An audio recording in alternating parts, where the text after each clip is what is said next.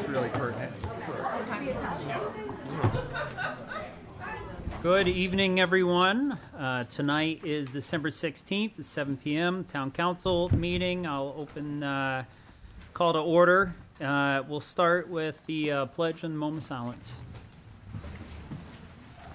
Please rise. I pledge allegiance to the flag of the United States of America and to the republic for which it stands, one nation, under God, indivisible, with liberty and justice for all.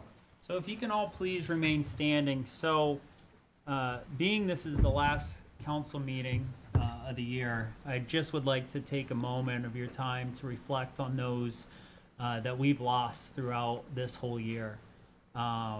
Some people, some coworkers, family members, loved ones, people that we most dearly cherish. And we're coming into the holiday season, and those families are without those loved ones. And it's just been really weighing on my heart, being that this might quite possibly be the first time without that loved one.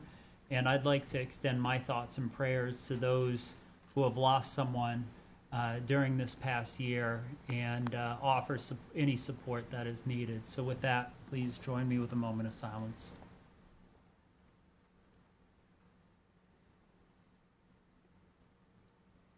Please be seated.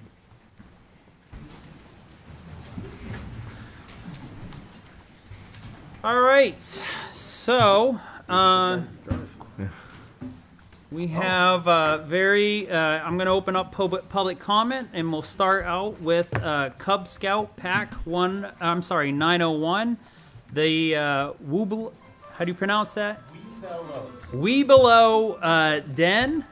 So they are working on their My Community Adventure patch. Is that correct? All right, and from my understanding, you have a bunch of questions for the council. Our vice chair is a former Eagle Scout, so Eagle Scout. thank you for the correction. Is an Eagle Scout, kind of like the Marines, always Marine. So with that, sir. Great. So these are our, what do we got, all boys. We do boys and girls in Cub Scouts nowadays, and they have some questions here just to ask about the council and how you guys were elected. Actually, I think one of them was, were you guys scouts? So we have at least one answer. Give me a few of you boys here. Come on, give me like 3 or 4 of you. All right. So good. You can say your name and your question. I'm Connor, and why did you guys want to be elected? Everyone on the council. It's an excellent question. The reason I wanted to be elected is because I love this community more than anything else. And I think Londonderry is a special place. And I think it's all about you guys, what you do, about the kids, about the people of the community.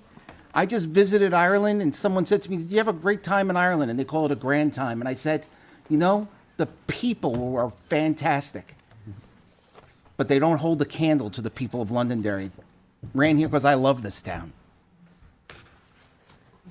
Great question.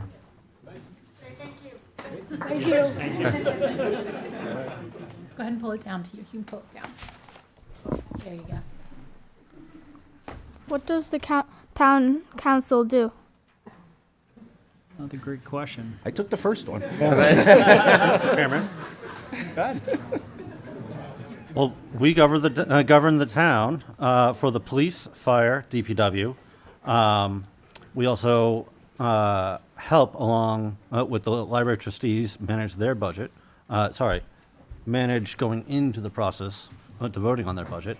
A lot of your daily lives are managed here. From, are you safe? Are we getting the resources out to the fire department and the police department to be able to help you or your families if you ever need help?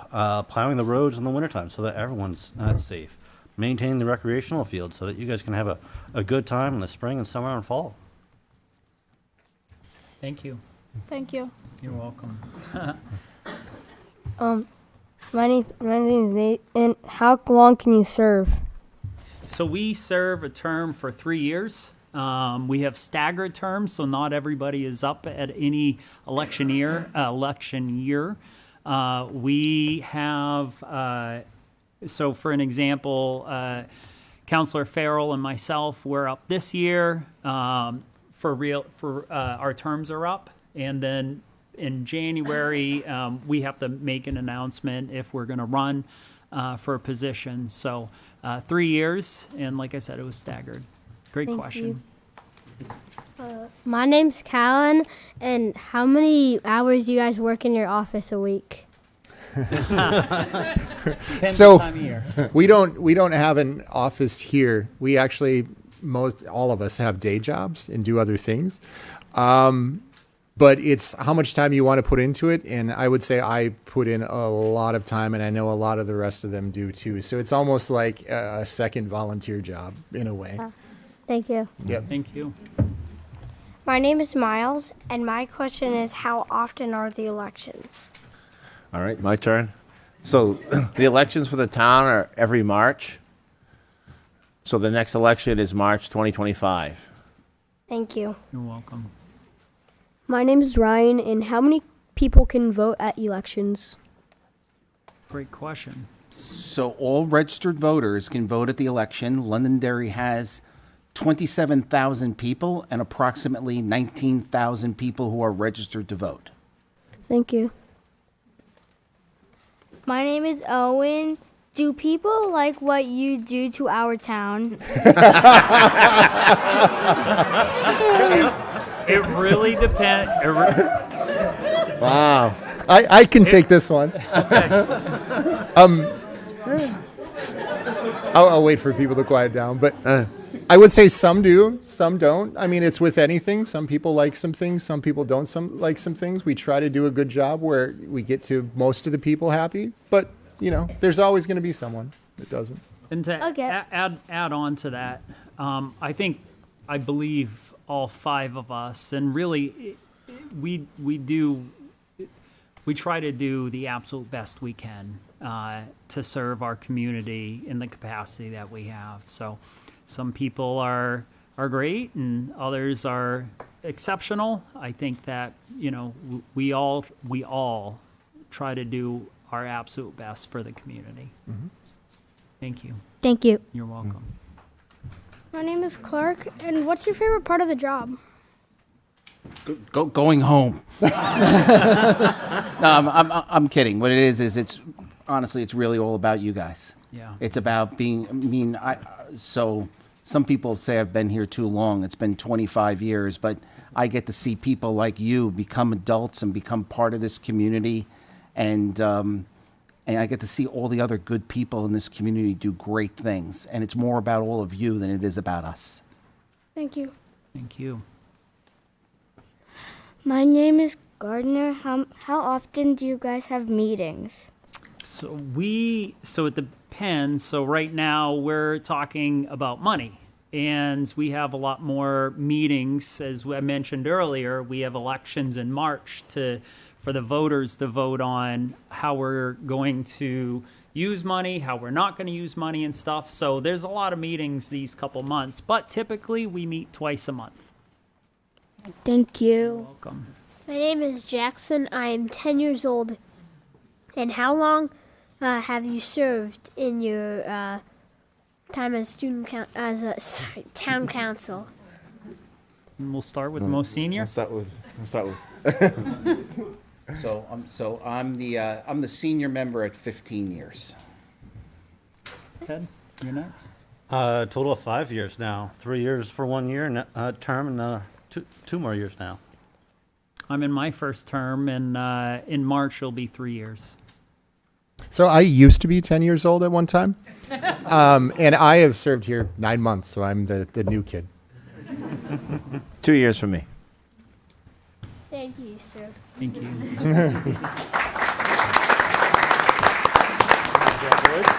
Thank think, you all very much. I think that's all And we I think got. one of your questions was, were any of us Oh, Boy somebody did Scouts have or that Cub one. Scouts, right? I thought somebody did. Yes, please. We hear you're an Eagle Scout. I am an Eagle Scout, Very yes. So I'm very glad to see your boys come on up. I've never seen anyone come up in the past 5 years that I've been on the board. Yeah.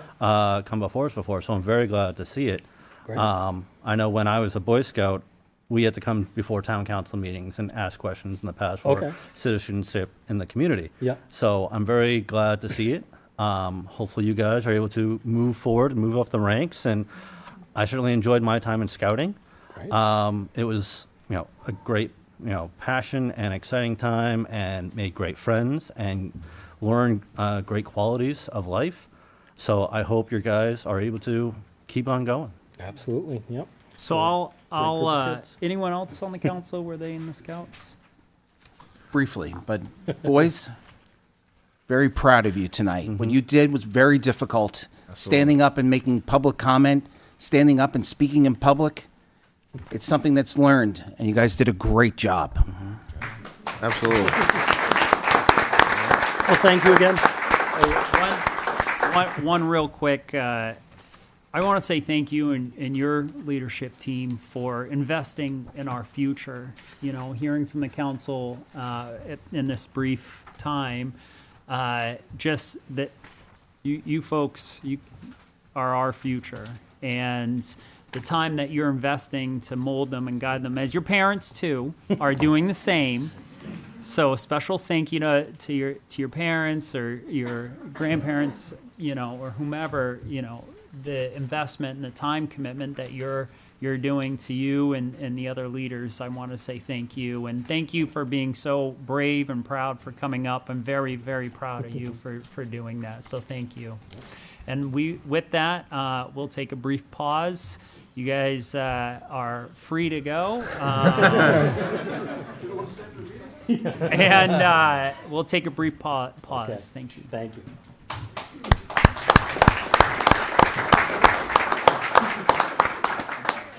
You don't want to stay for the budget stuff.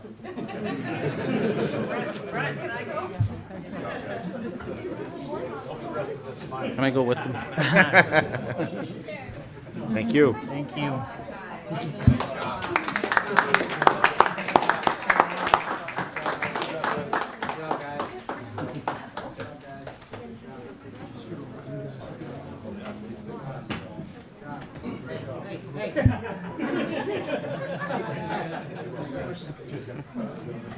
And feel free to move up if you'd like.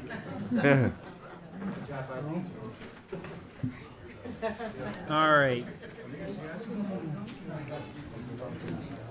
So we are in public comment. I'm going to quickly just read through the rules procedure for public comment. The rules of procedure have been adopted by the Council of Londonderry to govern citizens' input during public hearings and public comment sessions, and it may be enforced at the discretion of the chair.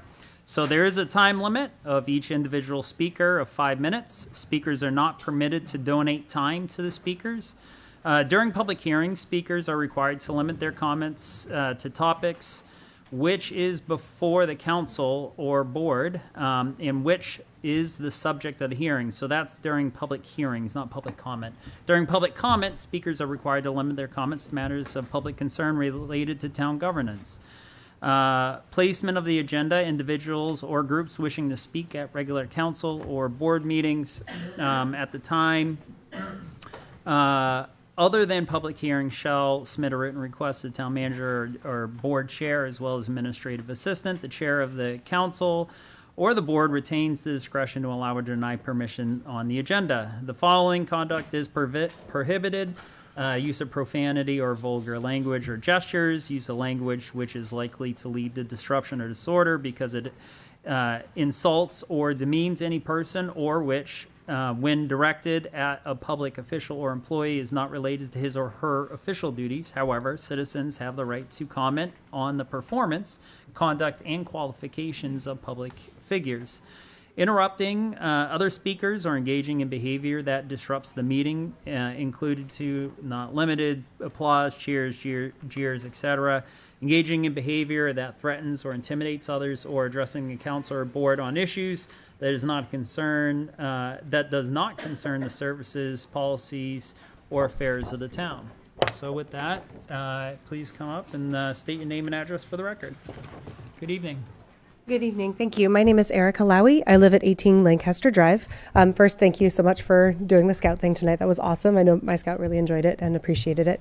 The reason I'm here tonight for public comment is specifically to, once again, reemphasize how important I believe the library is for our community and how desperately I would like the library how desperately I would like the town council and the budget committee to support the budget that the library has requested for this year. I know, again, as I said in my last public comment, I know things are really tight right now, and I know it's very difficult to imagine to make these cuts to departments that are considered essential across town. And I know we think of, when we think of essential services, we think of law enforcement and the fire department, because those are absolutely essential, particularly in emergencies. We do depend on them, and we don't want to cut that. And it's hard to say, oh, we have to cut that too.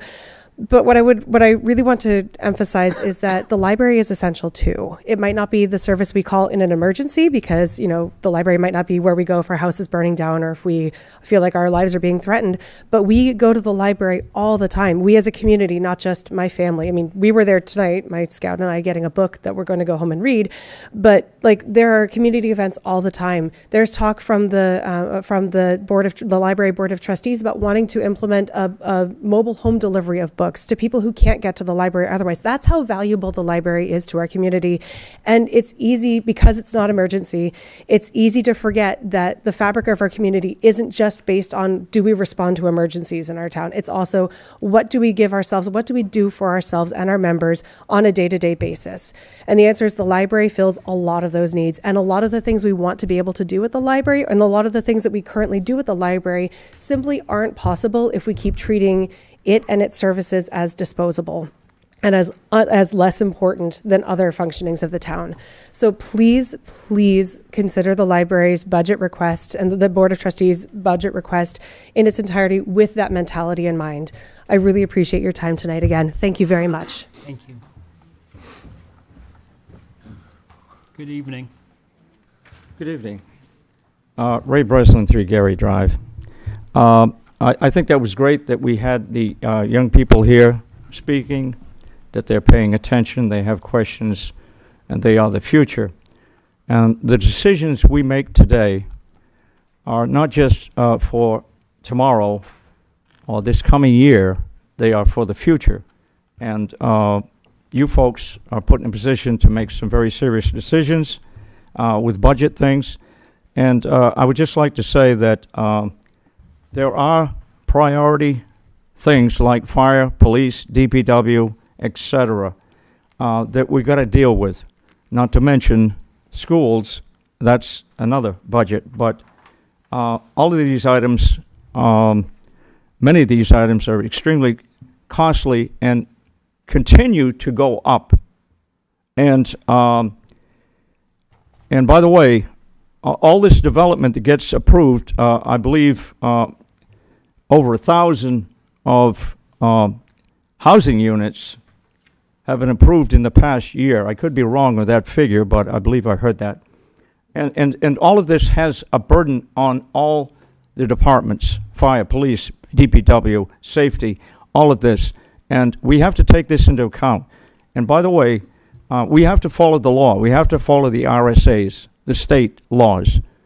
But we can also have some effect with health and safety concerns within the town. And we have a right of boards and citizens to speak in regards to that. The health and safety of the citizens are primary, and that is the purpose of government, whether it's federal, whether it's state, or whether it's local. And so I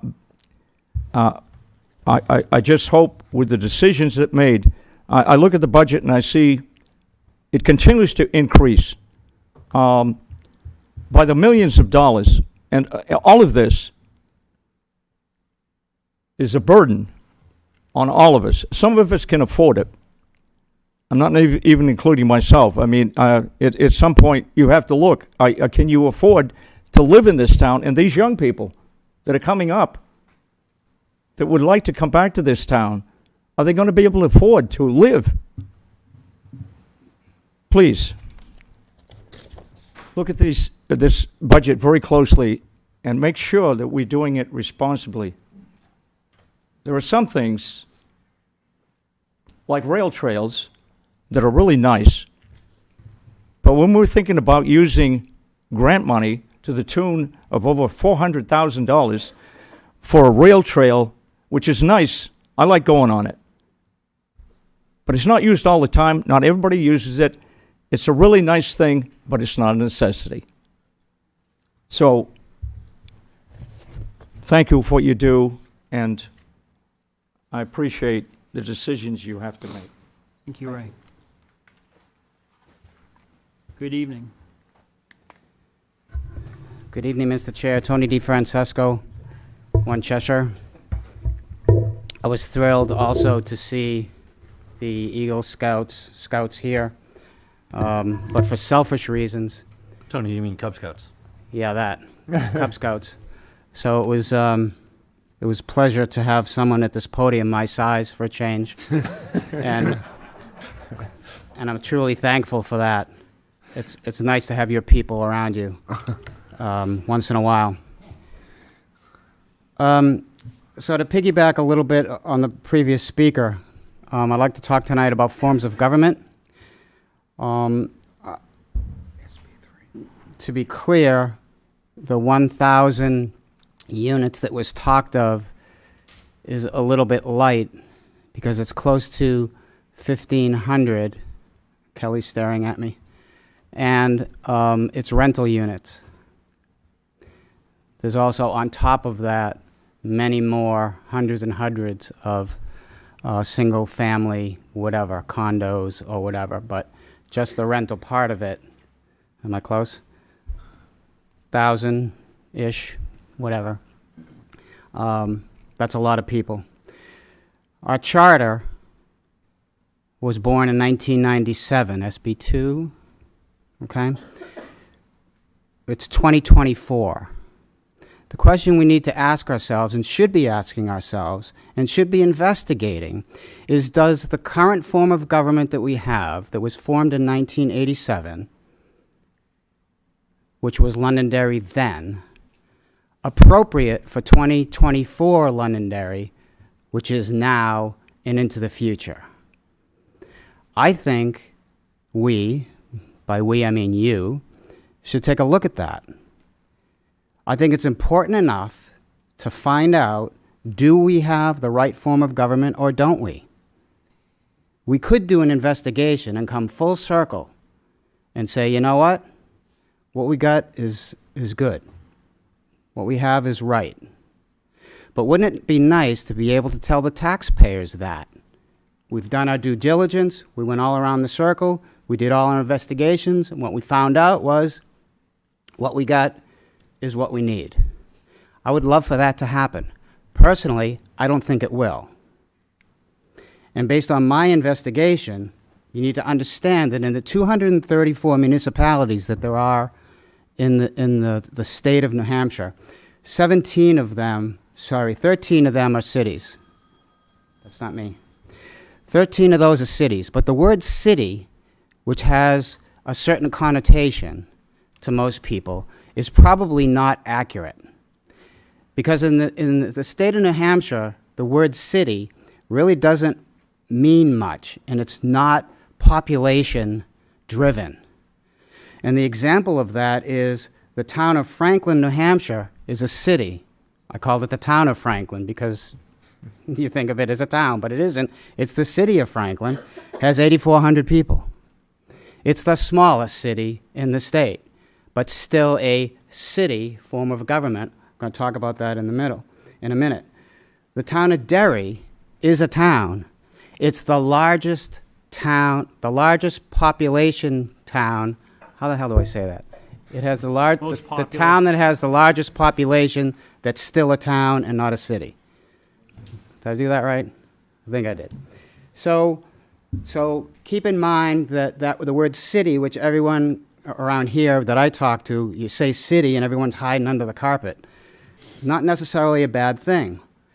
You have, for towns, you have a mayoral, for towns and city, a mayor council, a council manager, a town council, town meeting with a town manager, town meeting with a ballot initiative, and then you also have 6 different ways that you can have each of those above. So approximately 24 different ways that you can formulate 30 seconds, Tony. your government. But keep in mind, too, that inside of that, but wait, there's more, because you can also change it again by the language that's in your charter. So the concept here is, do we have the right form of government for Londonderry? I think it's time to take a hard look at it. I think it needs to be something that we have public comment on, that it's an agenda item, that we think about it, we talk about it, and that we act on it. Thank you very much for your time. Thank you, sir.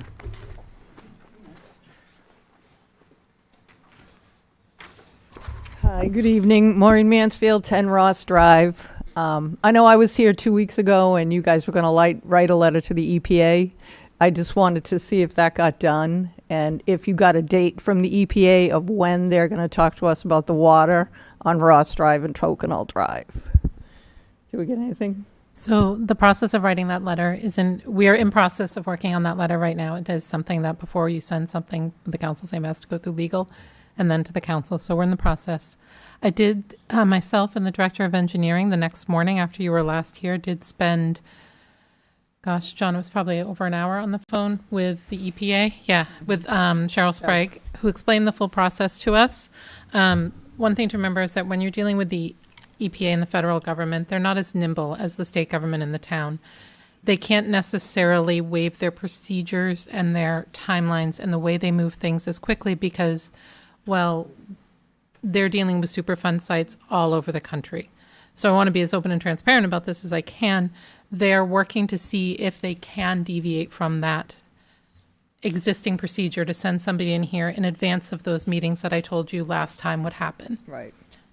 They're trying to see if that can happen. That's not an answer that we can get in the 2 weeks between last meeting and this meeting, though. So again, not always the answer you want to hear, but it's the most honest and straightforward one I can give you. We also talked with DES about their part in it. I gave a rather long and extensive description of this at the Utilities Committee meeting 2 weeks ago. So if you look at that video, you can see the longer version. And I'd be happy to sit down and fill you in one-on-one. But I will say it is in progress. We are working with them. We've been in contact with both the EPA and the DES about it. I'm loath to give an exact timeline until they get back to me with more, but they are looking at that process, as I said last time, the process of public notification of remedy and public meetings beginning at the end of the first months of next year. So like the end of January. Sorry, that was a weird way of saying the end of January. They're looking at that process starting the end of January. So, So we can just hope. If you want. My number's on there. Feel free. But it is something that the assistant town manager and myself are working on right now. Yep. And the Utilities Committee and the Director of Engineering. So I know the federal government drags its feet, but Tinkham Superfund site has been hanging on over our heads for me 24 years. Yeah. I mean, it's just a little crazy, I think. All right. Well, thank you anyway. Have a nice holiday.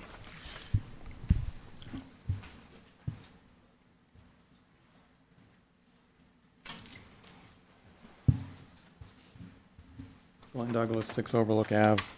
I got 2 things pretty quick. First one, December, got a nice little letter from the town that said, hey, your taxes are going up. So I contacted the assessing department and asked when we're going to reevaluate our property again. We're going to reevaluate in the summer of 2025, and currently commercial value is trending down, residential value is trending up, which means next year in 2025 we'll most likely get another letter from the town that says congratulations, commercial values are down, residential properties are up again. This will be the 4th year in a row. So as we're talking about budgets, some folks might want to consider whatever you vote on in March, you're going to get a little extra come next December. That's the first one. Back in March, town elections, we had 5 citizen petition warrant articles. First one, Article 17, passed by 268 2686, 1430 said no. Should the planning board be an elected position? Article 18, 3085 said yes. 1077 voted against it, which is including public comment at the start and end of each meeting. Currently, several months later, 3 boards have complied with what was advisory. 6 boards have 1 public comment session, and 13 boards or committees have absolutely no public comment. Article 19, 3,125 voted yes, 1,017 voted no. Should committees meet at a time best for the population? Article 20, 3,204 voted yes, 933 voted no. Should we record all public meetings? We're doing much, much better on this, but there's still meetings that are not being recorded, or in one case, the microphones were shut off, so the meeting was recorded, but it really didn't do much. Article 22, 2,427 voted yes, 1621 voted no. Should the word advisory be removed from the budget committee? I believe the budget committee discussed this briefly at one meeting, said they needed more input from the town manager. I don't believe the town manager ever came back. I know the town council discussed these briefly, some saying that the people that voted yes didn't really understand what they were voting for. So we're coming up to the deadline to do citizens petitions. I sent an email to the town council on December 4th and asked if you were going to move forward with any of these.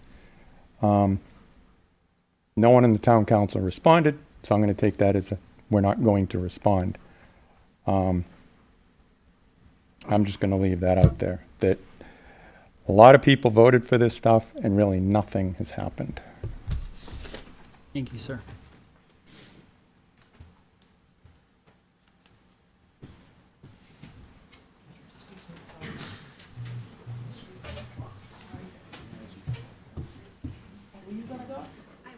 I'm sorry.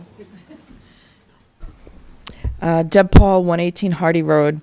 I know this, I have a question first. Is there going to be other public meetings, comment with the budget and town council for the public to comment on, or no? So Is there going to be more, or is this we the have only a public one? hearing tonight. I'm sorry, Chad, I We have a can barely public- hear you. No worries. We have a public hearing tonight regarding this. And that's it? And there's deliberative session as Right, well. but we're only having one this year? No. There's another one. There's more. I'm sorry? No, I'm sorry, there's more. Martin Luther King Day, there's another one. Say it again? The third, whatever Martin Luther King Day is, there is another. January 20th. January There's a 20th, second okay. hearing. I just wanted to see how many times the public was actually going to have input on budget items. It just seems a lot less this year, and it was less last year, and it seems less, even less this year than in the past. Just for the That- record, I asked for more meetings, and Uh-huh. we put more workshops together. I think our public, Justin will correct me if I'm wrong here, I think our public hearings are scheduled by statute, right? Charter and statute. So, whatever he I says. understand, but I hear everybody say they want to hear what the public has to say. I'm agreeing with And you. a workshop is great, but you can't speak at it. And there should be speaking after every item that's up on the budget, or questions as they move through and do their presentations, so that people in the audience can actually question the presenters that are presenting, whether it's fire, police, DPW, library. They can come up and ask questions individually, which to me is just good government. I understand. That's all. And so the other thing I want to say is, I really want you to be mindful about all these warrants that you have up onto the for the budget this year, onto the ballot, excuse me, and just really do your due diligence. I do think that when you're cutting a budget, you have to look at personnel. I know you said not to look at personnel, but you know what? It's a hard thing, and you have to do it. And it shouldn't just be one department. One department shouldn't suffer over other departments. It should be across the board. If one is going to feel it, then they should all feel it and all be in it together. It shouldn't just be one area being sacrificed. It should be every single one have to feel it, because every single taxpayer has to feel that pain when they're paying those bills.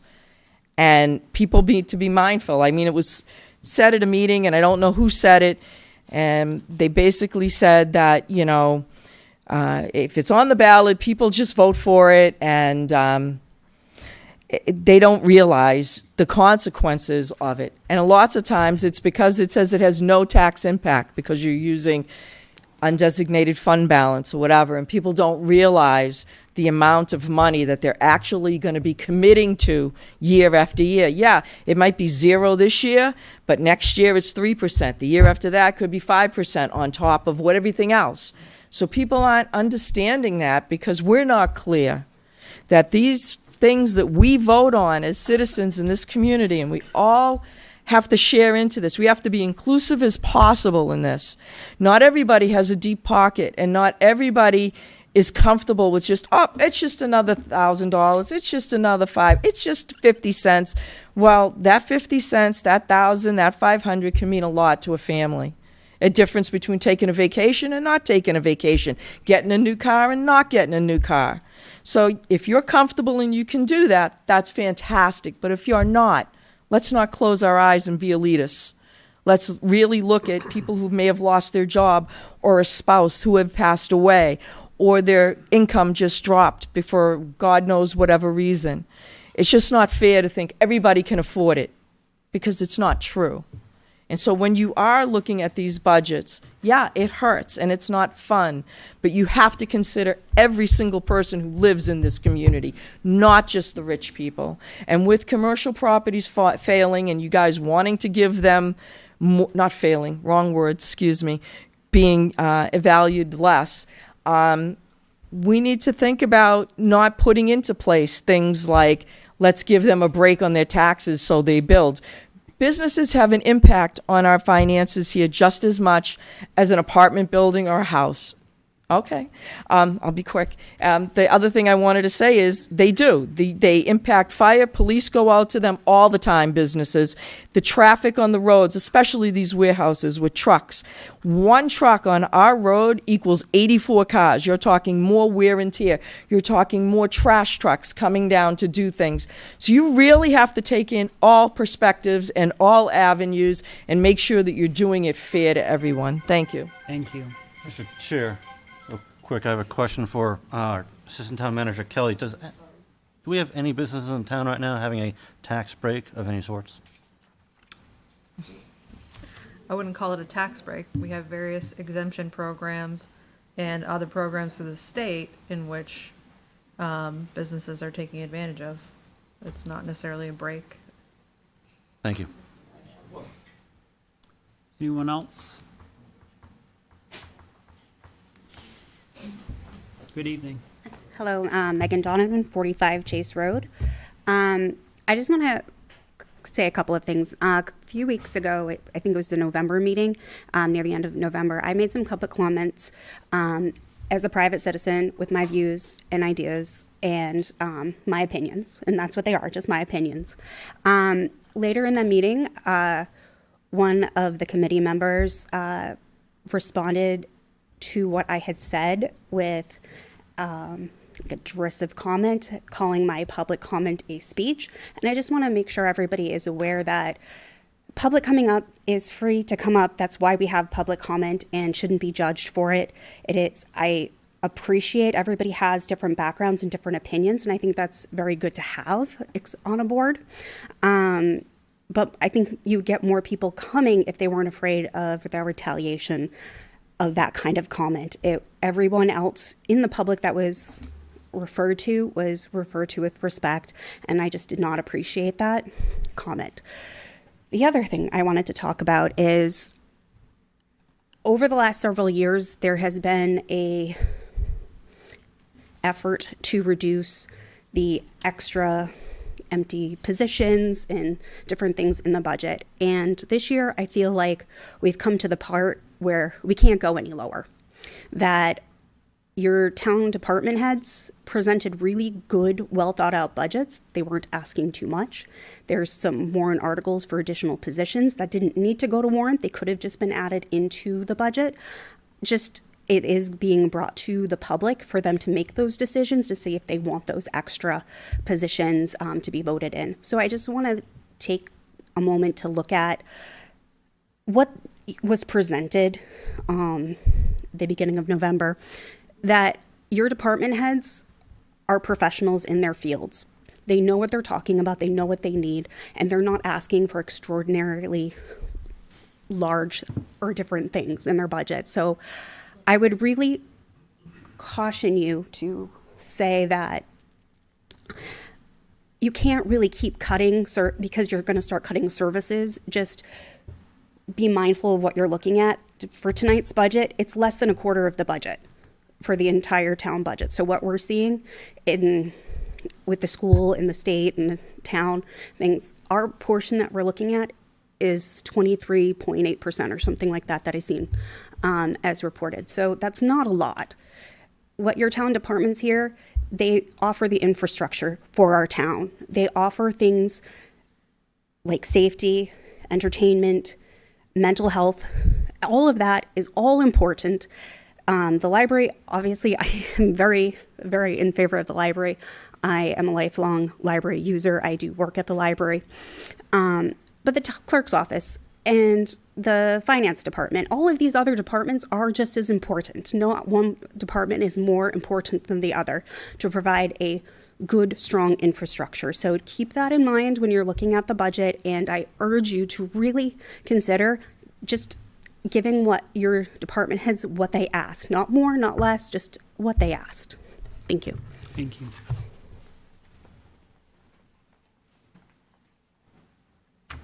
Anyone else?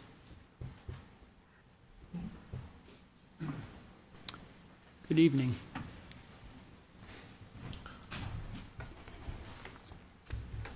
Good evening. Good evening, Council. Tonight I just have 3 items that I want to talk about, and pretty much it's following up on several meetings. On October 7th of this year, you had a council meeting where the fire chief resigned. On October 21st, there was discussion about that and some other areas. We had November 12th, and now we are at December 16th. During the October 7th meeting, I requested all documents, documented open town department positions for years 20, 21, 22, 23, and 24. This was to include salaries and associated costs. It's now approximately 70 days, and I haven't heard a thing from the town. Shame on you. The second situation had to do with the letter of suspension by the town manager, Michael Malaguti, to the fire chief. I'm requesting information from the period of September 1st, 2024 to December 16th, 2024. These are based on the facts that the town council chairman, Chad Franz, interacted with the town manager and had involvement and knowledge of this letter, and furthermore purposefully kept information from this board and acted alone. I believe that there were violations of the town charter under Article 4, Section 4.7 and 4.8.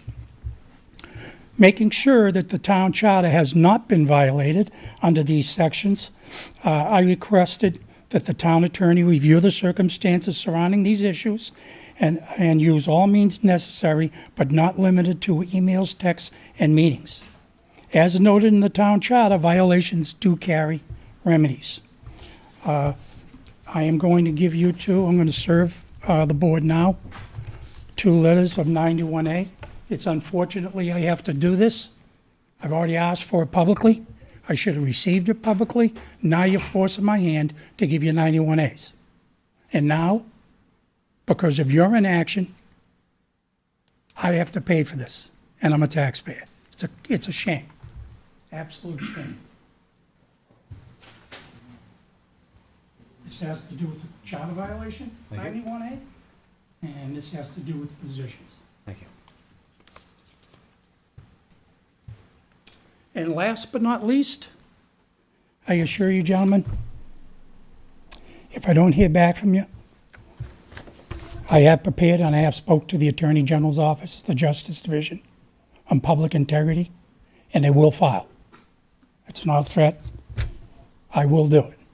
because I'm going to get the answers that I deserve as a taxpayer. So it's up to you guys. Either get me my information or not, and I'll file a complaint with the Attorney General's office. I've already spoke to them. Last but not least is I've had a couple of people reach out about the town manager's position, and when do we think that the town manager's position will be posted? Do we know yet? We are working on that right now. Okay. And when did the town manager leave? He stepped down, it was the end of October, I believe it technically was. So right now, we have our interim town manager of Art Salidas. And Yeah, we are, I totally understand that. And I we're thought in the that was a process great within move, quite HR to frankly. do the Good for you, duties that Art. we need to do. God bless you. Okay, but it's been a month now.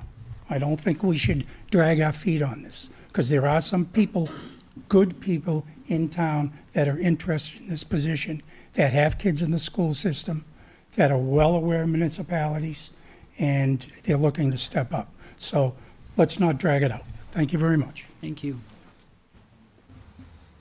Anyone else for public comment? So I got a couple of quick things. Regarding taxes, you guys know that I shared with you the analysis I did regarding taxes, so that the public understands where we are at taxes. So I asked the assessing department to help me. We did a detailed analysis on where the trends are moving. Back over 15 years ago, we were at 55% commercial, 55% residential, 45% commercial. That has trended over a 10-year period, went down to a 60% residential, 40% commercial. The current numbers are as at 69% residential and 31% commercial. It takes about $130 million to run the town, and about $110 million of that is collected in this building. On those numbers, the reason we moved to a 2-year cycle is that by state statute, we have to stay between 90% and 110% valuation. We've talked about this before. If we drop below 90%, all the commercial files abatements, and we theoretically automatically lose every time we go to court because of the way the state law is written. We've asked for the state law to be changed multiple times so that we can evaluate residential and commercial, separately. They don't let us do that. We have to do it all as one collective base. So that's the reason we evaluate every 2 years. Can't control what the market's doing, not disagreeing with what Mr. Douglas says. And I said it last year. You vote yes, that means you're paying for things.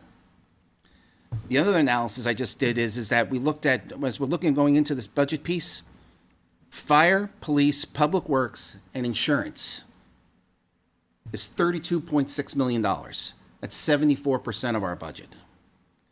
Solid waste is $3 million. That takes us to $3.6 million, which brings us to 80% of our budget is on fire, police, public works, insurance, and solid waste.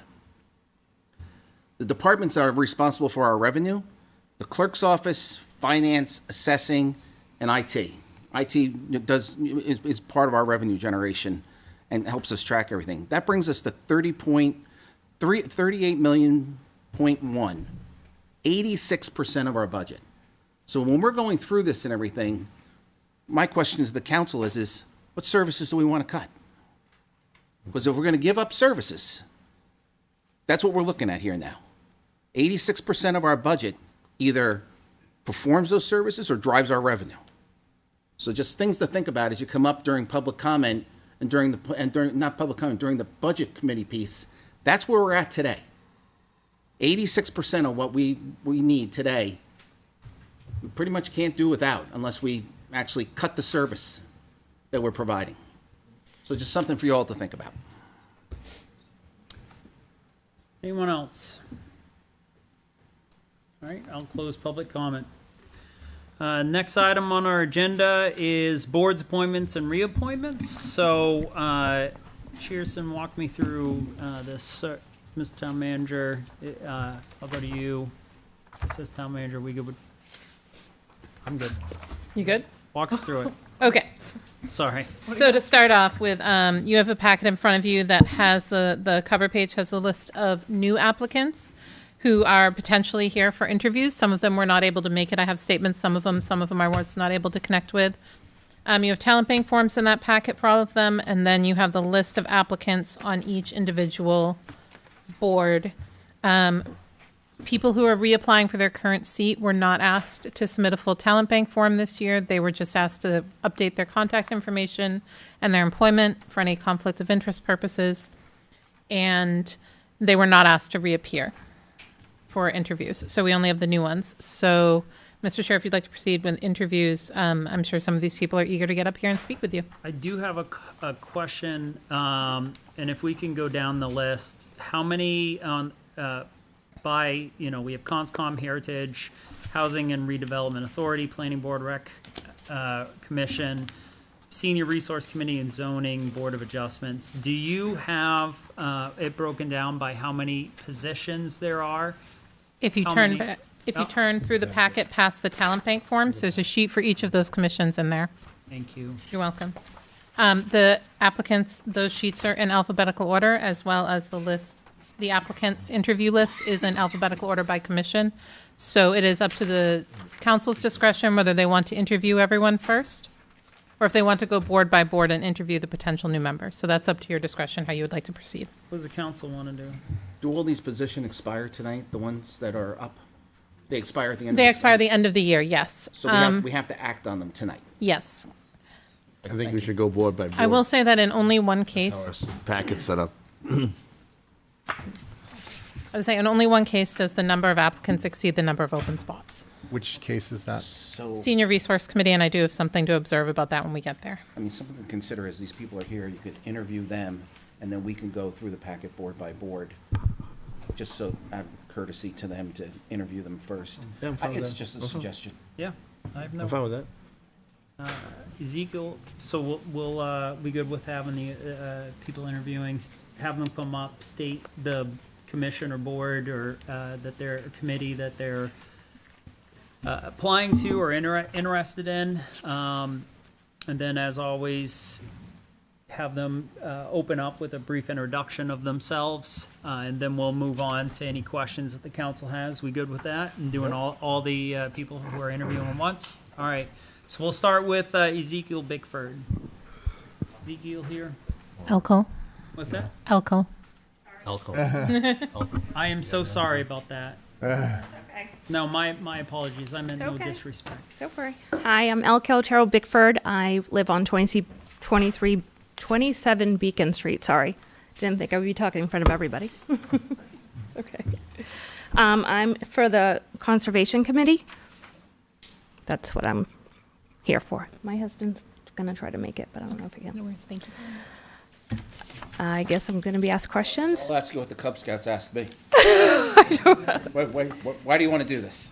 I've lived in Londonderry all my life, and Fantastic. That's good enough for me. I went to school here. I went to college at UMass Lowell. I work in Boston. I'm a nurse at Boston Medical Center. So, and then I came and I bought a house here, and I have a 3-year-old, and I want him to grow up like I grew up. When I grew up in Londonderry, everybody knew each other. I know it's a little bigger than before. I grew up in the Woodmont area, and it was a town. I like to conserve a little bit of that. That Woodmont has become just crazy. It's like a Medford or a Somerville, which is fine because the times are asking for it. But we should be able to preserve a little bit of Londonderry because that's what people, I think, come to Londonderry like, oh, we have land, we have a house, we have something around there. So that's why I want to be part of the committee. Great answer. So I would ask, what is the role of the Conservation Committee to you, and what is most important about that role that you would like to see? I would like to see, I know this is like contour, but a little bit less building. You go down, I think it's Hardy or Hubby or whatever, all that forest has gone. There's like 1, 2, 3, 4, 5 houses. Everywhere you go down 102, it's all houses. There has to be somewhere where we can conserve that land, and I know it takes money or whatever, but we have to keep Londonderry quaint. It's not quaint anymore. It's just, it's blown up. It's, again, it's a little Massachusetts. And I just think that we could do a little less is always better sometimes. Anything else from the council? Are you available Tuesdays at 7:30? Yes, I don't work on Tuesdays. And Elko, I'd like to again extend It's my okay. apologies. Don't worry. You can call me Elle. You can call me Chiquita. That's what I grew up with. So it's okay. Just so you're aware, so the town has spent $16 million on open space, either conserving it or getting land rights. So some stuff has been done. No, So just. I have to just- read a lot into it, but I just figured But I wanted to be a understand part what of you're it. saying. Yeah. And appreciate it. And just clarification for Kirsten, is this an alternate or full-time member position? So we have 2 full-time member positions open, 2 alternate member positions open, and 2 current members who are looking to be reappointed. So there's an alternate. One of those people requested an alternate slot, so there's a full and an alternate available if you reappoint the full member. Which do you choose? Do you have a preference? I don't have a preference. So Thank you. Sorry, it's my first town meeting. All right. Thank you very much. Dr. Dave Ellis. Dr. Ellis, you available, sir? We'll have you come up. You don't mind, I'll Not at all.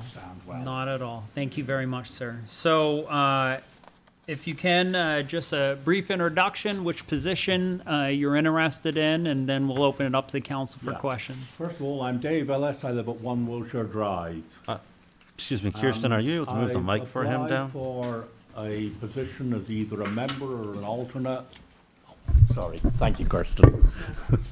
I've applied for a position as either a member or an alternate on the Heritage Historic District Commission. I'm an amateur historian with the Historical Society. I'm seeking that position because I'd like to increase a little visibility of some of the historic areas in town. I've attended a number of the meetings and have noticed that occasionally some of the projects that come before them for a hearing, the person bringing that project doesn't even realize that he's got a historic property there in the first place. I believe I can help the committee by adding a little expertise. I've done quite a bit of amateur research around the town, figuring out its origins and what's old, what's interesting, and stuff that isn't as old and probably not as interesting. Questions? Questions from the council? I know you certainly have helped the Heritage Commission in the past with some of the items that you've been able to bring forward. And I know that the Heritage Commission was welcoming your submission, and they thought that your research abilities that you've had in the past and would be willing to help in the future would be helpful. You're new in town, right? You're a new guy, right? Yeah, that's right. Thank you for applying, Dave. Yeah. Yes. Yeah. Thank you. All right, Elko, has Steven made it?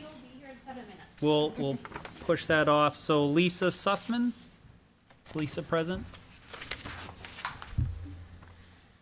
Good evening. Good evening. If you wouldn't mind, if you could, thank you so much. Yep. I'm Lisa Sussman, 128 Hardy Road in Londonderry. I'm Londonderry resident for 32 years. My children and my grandchildren live here, and I was also a business owner here for 30 years. And I don't have a particular committee in mind for now. Either planning or zoning, perhaps, but honestly, wherever you feel I could best be used. Full-time or an alternate position, if appropriate, depending. What's full-time? So, Cheerson, can you talk a little bit to that? Sure. So on most of the commissions and boards in town, full-time and alternate are essentially the same thing, except for whether you are automatically entitled to vote like a full member, or if you only vote if a full member is absent, which is an alternate. We're required to have at least basically half of the board as a quorum, so the alternates are there to make it up in case the full members can't get there. Now, I will say that the alternates in every other way, in terms of questions, participation, in almost all cases, is identical to a full member. Okay. So either. Either. And you had expressed several of the boards and commissions. Correct. Yes. The only caveat I have is that I'm not here for January and February, but I am available remote. Okay. If I don't know if you do Zoom or Google or whatever. Thank you. Any questions from the council? Thank you for applying. Thank you. All right. Roberta Davis. So Roberta Davis could not be here today. When I spoke to her earlier today, she asked me to explain the reason that she'd like to be on the Recreation Commission is that she has been active for about the last 5 years in the recreation space, in particular in tennis. Her focus, what she'd like to do is focus on ensuring maintenance, follows a schedule, and to help work to develop a more in-depth plan for recreation and recreation facilities to support the recreation department and work on getting that plan out to the public. All right. Thank you very much. Do we have a full or alternate position open on that board? We have there's several positions open on that board. There is 2 full member positions and 1 alternate position. And there is 1 currently seated member applying and 2 new applicants. Thank you. So 3 positions, 3 applicants.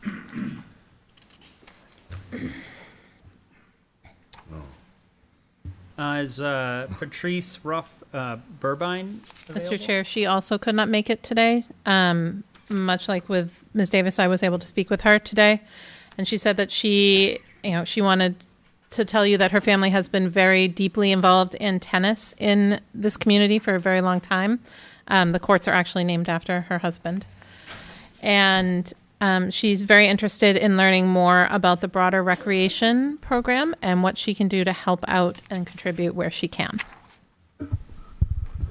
Thank you. Any comments or questions from the council? All right, Jeffrey Mintz. Good evening. Good evening. Jeff Mintz, 40 Sawgrass Circle. A little introduction about yourself Oh, and what you're interested well, in. actually, in listening to Kirsten earlier, it seems that there's quote unquote competition for the spot on the Senior Resources Committee, and considering I'll withdraw my application and let someone else have it. So You sure about that, sir? I'm positive. Yeah, if somebody else wants it, let them have it. Well, I did want to point out one thing about that. That's why I said I'd mention it when we get there. One of the applicants is a town employee.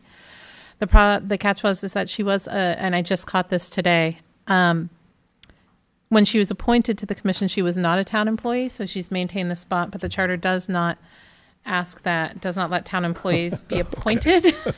And it's Deb. So my thought was to maybe perhaps suggest that she continue as a recording secretary for the commission and still participate, but that would leave an open spot. So I apologize. This is what I wanted to get to. That's fine. So my name is Jeff. I've been here for 3 or 4 years. Live in the over 55 community.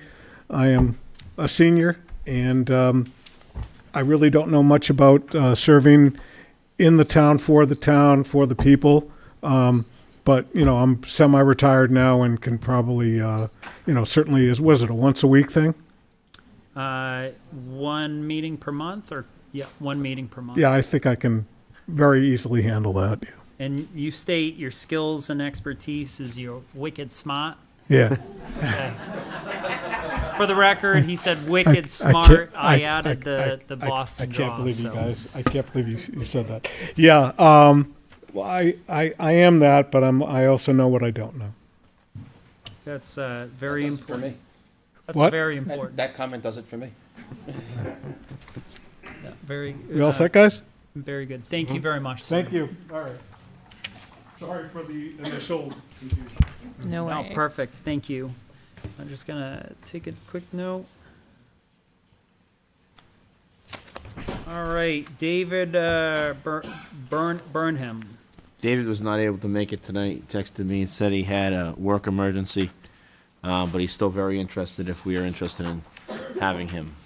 Any additional comments on David's talent bank form? Any questions from the council? All right, moving on.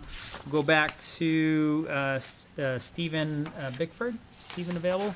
Good evening, sir. Come on right I up. apologize, we lost some water service in Boston and kind of was an important day for me. Yeah, no, How we doing? absolutely. Doing all right. So, thank you very much for being here tonight. Thank you for Very willing having me. to serve the community. So I'll ask that you just open up with your name, your address, Sure. the why, what you're interested, in a brief introduction about Sure. you. And what you're interested.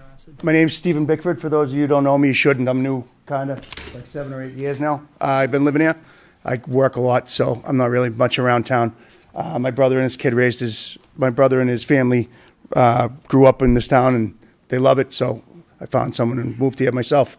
Currently, I'm a licensed, unrestricted supervisor for construction through Boston and New Hampshire. I have current title is I'm a trades general foreman for the state of Massachusetts Mass Water Resources Authority. I do a lot of contract work. I do a lot of building. I do a lot of what I think I could help you guys out with, which is on the zoning and things like that.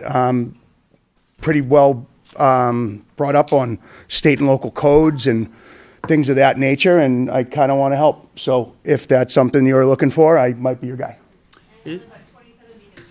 Oh, yeah, 27, yeah, that's where we live.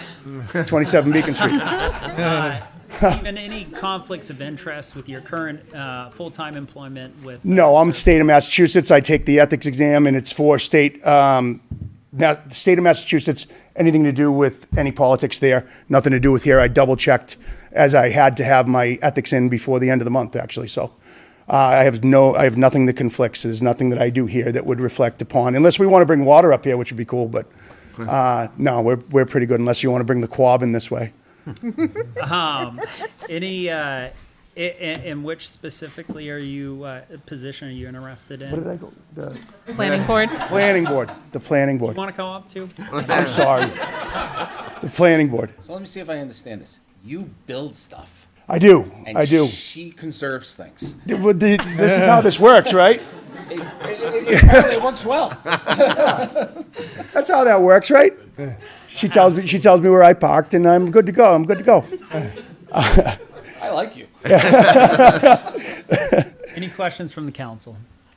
I mean, certainly has quite a bit of experience within the construction industry, knowing plans, knowing how buildings go. I mean, I think you'd certainly be a good person for our planning board, that's for sure. I thought so, yep. And I've been at it for 25 years, so. I love the enthusiasm. Just for clarification, you thought so, or your bride did? Well, it was a combination. She told me I'd be great for it, and I listened because I'm a good husband, right?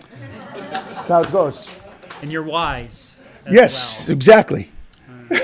Anything else from the council? All right, thank you very much. Thank you for very your much. willingness. Thank you. All So right. I think it seems like we have openings for each one of the people that we have interviewed and that are on our list tonight. Is that right, Kirsten? Yes, you have more openings than you have people who Wonderful. applied for openings. The only thing that you'll need to do is decide between full and alternate. And if you want to appoint people, I mean, it's up to you whether you appoint people or not, but you just need to decide who you want for full and alternate. And in some cases, there are different lengths of terms. So you'll just have to assign people to certain terms. All right. So we'll do one by one. We'll start with the conscom.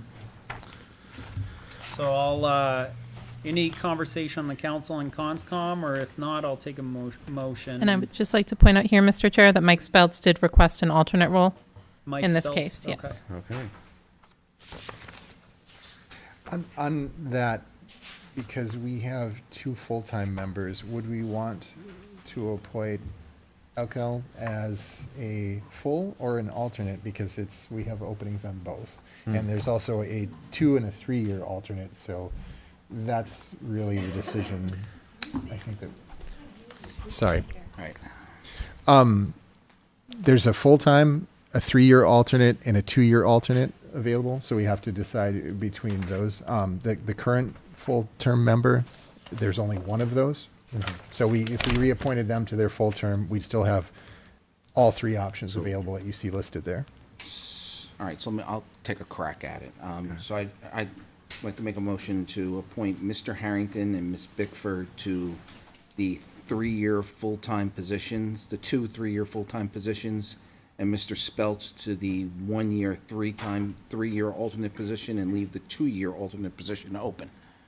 That work? I'll second that. So I have a motion. I heard Ted first. that's As a second.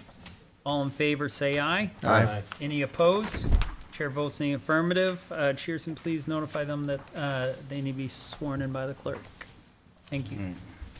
Moving on, Heritage. Mr. Chair, if I could Yes. interject here on this one as well. This one, there is currently a 3-year full member and a 3-year alternate position open. We're recommending that you make as you might remember, we added a 4th temporary alternate earlier this year. To make sure that we have quorum. To make sure that we have a quorum, considering that 2 other members of that board, 2 voting members, sit on other boards that meet twice a month, Ted and Art on the planning board. So that's a lot of meetings. So it's much more difficult to get a quorum on that than other ones. Okay. So I'll make a motion to appoint Ms. Jordry as the full-time member, Ms. Scheckman as the 3-year alternate, and Mr. Ellis as the new 1-year alternate. Second. New 3-year alternate position that's being recommended. I will second that. All right, so I have a motion from John, second from Ted. Any discussion?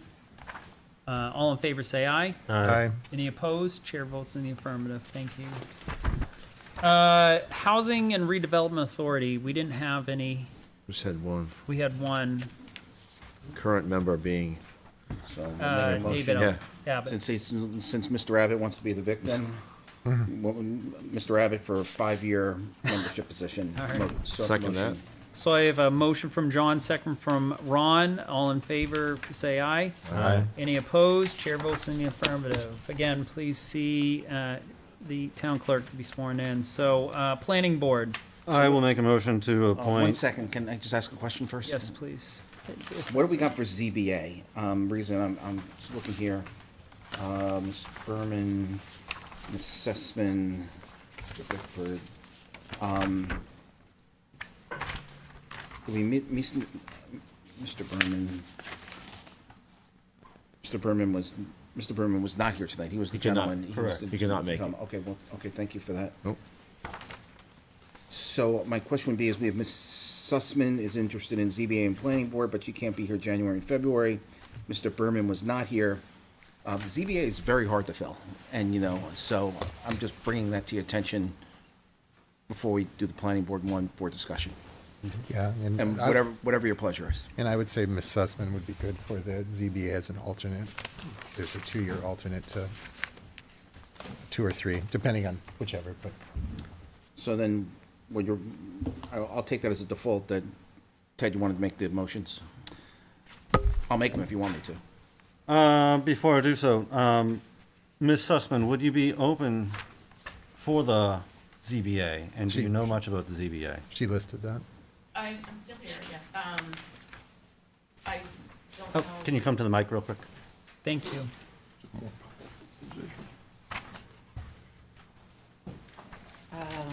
I'm not apprised of all the zoning rules and regulations for the town, but I'm willing to learn. Okay, wonderful. So it's a quasi judicial board. Okay. So it's kind of like court. Mm-hmm. Okay? Okay. Absolutely. Just making sure you knew.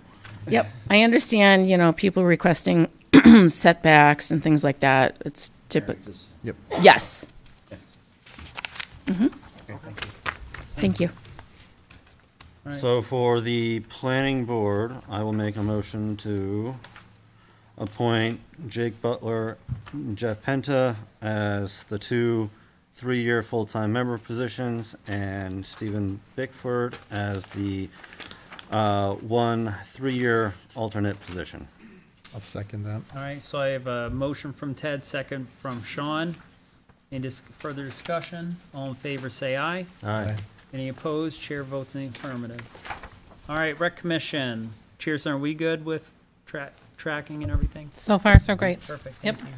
I will make a motion to appoint Russ Greenwood as a 3-year full-time member position.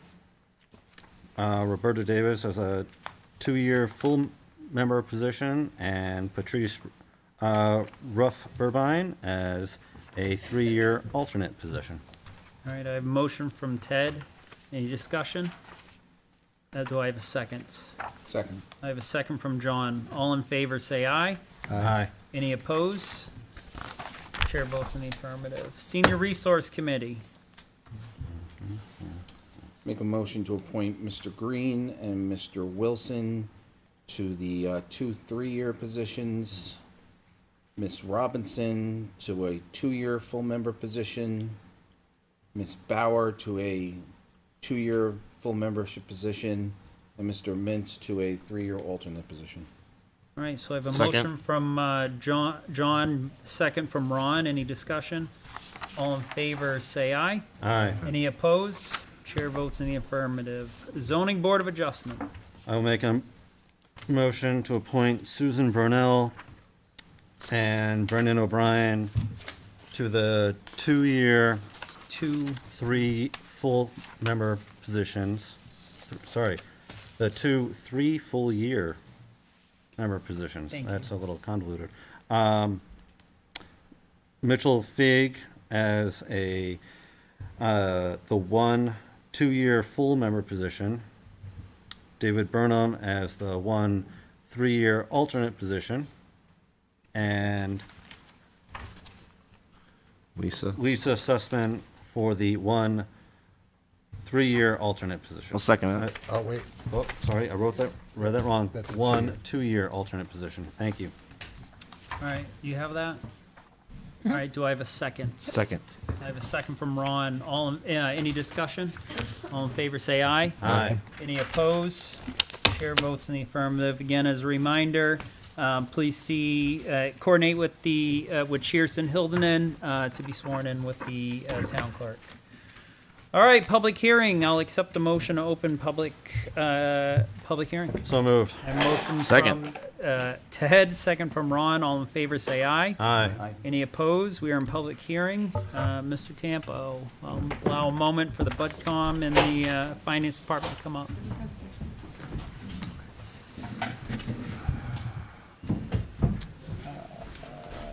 We're going to go in a 3-minute recess as we don't have a quorum.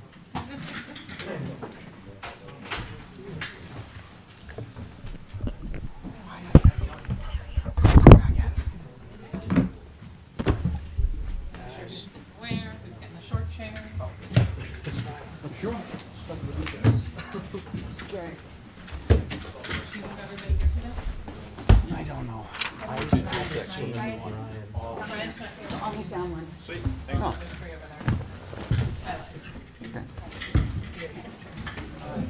I can leave if there's not enough chair. Nice try, dude. Really? I think there has to be a second on that, right?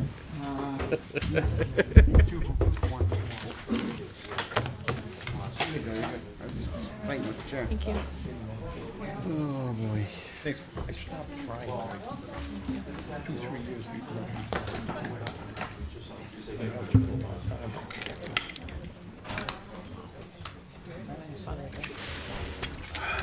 we still got small print. Yeah.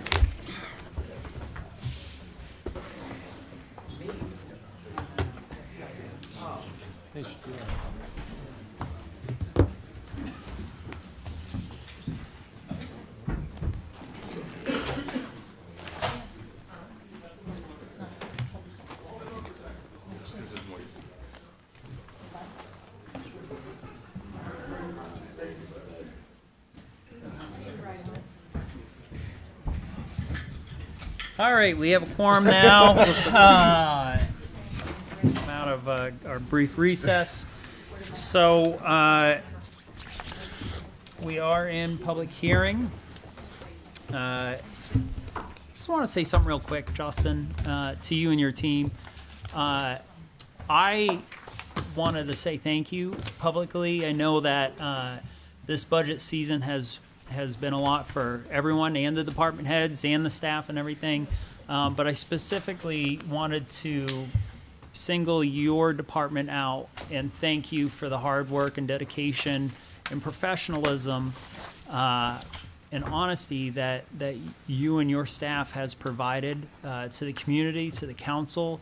And for what it's worth, it means a lot to me. And what I've heard from the community, it means a lot to them. And I know you don't like being highlighted, but I do thank you and your whole staff and Sarah and everyone that you have up there. It means more than you realize, and I wanted to say thank you. Thank you, it's appreciated. All right, so sir, the floor is yours. So this is going to be quite simple before the public comes up or anybody has anything to say. The only change from the operating budget was we hired an additional individual and they made their election on insurance, so the insurance amounts have changed. Everything else has remained the same. If you look in your packet, you should see that I was able to establish draft warrant articles, and I want to emphasize that they are draft warrant articles. I have not run them by DRA. I have not run them by legal counsel yet. But I wanted to get something out there to kind of show what it will look like and the size of it all, where we have 5 CBAs and the 5 additional warrant articles that go with it for special cost meetings should the CBA fail, as well as the two sets of 2 warrant articles for positions to determine whether we want 2 traffic officers or 1 full-time librarian or part-time librarian. I included the wording in there essentially stating that should the larger one be voted in, this one will become null and void. So it won't be 3 officers or 1.5 children's librarians. On the tax rate calculation, what we did is we put the higher amount when calculating it out. So if you go through and you add them all up, you'll be off by the 1 traffic patrol officer and the part-time children's librarian. Okay, and I'm sorry, there was just slight commotion. So just to confirm, this was ran through legal and DRA? It has not been, no. Oh, These it are has draft not. Okay. warrant articles. I wanted to Understood. emphasize that aspect. Understood. Thank you very much for that clarification. Any comments from the BudCom or council before we go to the public? All right, seeing none, this is public hearing. So I just asked name and address. Thank you. Thank you. Christine Perez, 5 Wesley Drive. Several times during things that have gone on in the past couple of months, it's been mentioned that, well, there's no reason why we can't do this and there's no reason why we can't do that. And I just want to remind you that it's my understanding we have 15 over 55 communities in Londonderry. 15 of them. That is not to mention the other hundreds of seniors we have that don't live in 55 communities. I just want you to bear in mind what living in a senior community means. It means that we are on fixed incomes. We cannot go out and, like my kids used to say to me, work an extra shift, Mom, so that I can get those sneakers that I want. I just want you to bear that in mind. We have a huge senior population, probably one of the largest per capita in the state of New Hampshire. And I want you to keep that in mind because we just cannot afford the taxes. Whether you think we're an affluent community or not, we are not. We rank actually considerably low as far as affluent communities in the state. And I just want you to be aware, seniors, y'all may have jobs. We don't. And most of us are of the era that we know we do not have pensions unless we were in municipalities or fire or police. Most of us do not have pensions. Thank you. Thank you. You guys want to share with the public that additional information that I shared with you when we did the tax analysis? Please do. So when we did the tax analysis, we figured that about $12 million a year is paid by the 55 and older communities. And we figured that it was about $20 million in total when we extrapolated the demographic of the town. So people paying taxes in this town that are 55 and older is about $20 million of the total taxes that are paid. Thank you. And John, that includes the town and school? Yeah, so Library, everything? we collect $110 million, so that's both sides. My point is that, you know, they're a community to be listened to because they're paying $20 million in taxes. And did you, John, did you state a percentage of the? Well, there were some other things in that memo that I don't remember off the top of my head because I'm getting old. But there's a percentage of the, that I think I laid out in that memo with regards to the percentage of the demographic of the state. Understood. You know, and anybody who wants that, it's sent to the council. It's a public memo. And thank you. Folks, we're in a public hearing. Good evening. Good evening. I've got a lot. I'll take a while.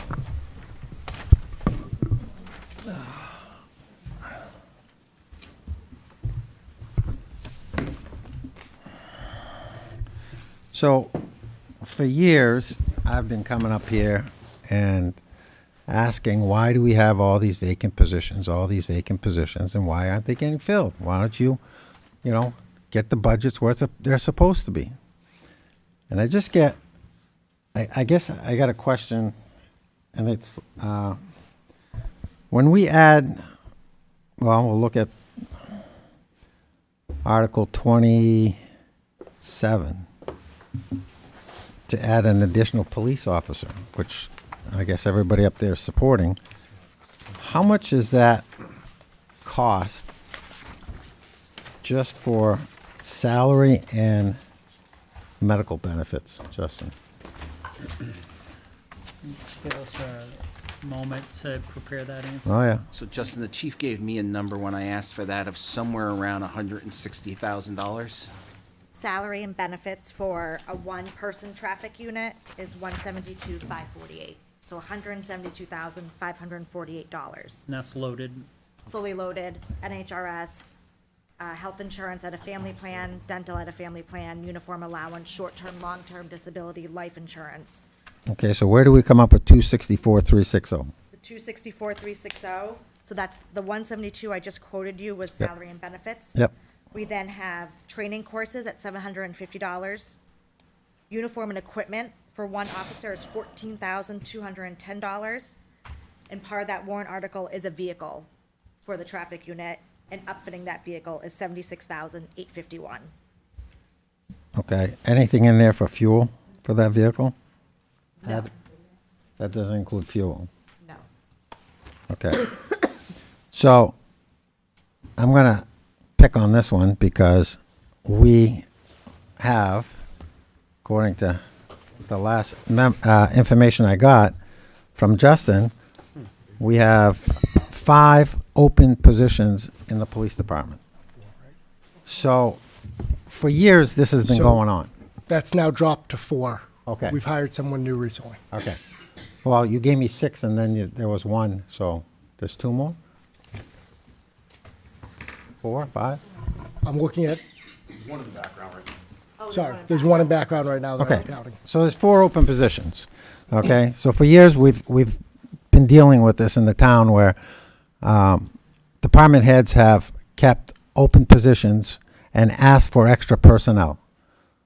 And I don't understand how you operate a business like this, okay? Because in the real business world, if somebody came up to you and said, in my department, I need to hire 2 more people, and you say to them, well, you have 4 vacant positions.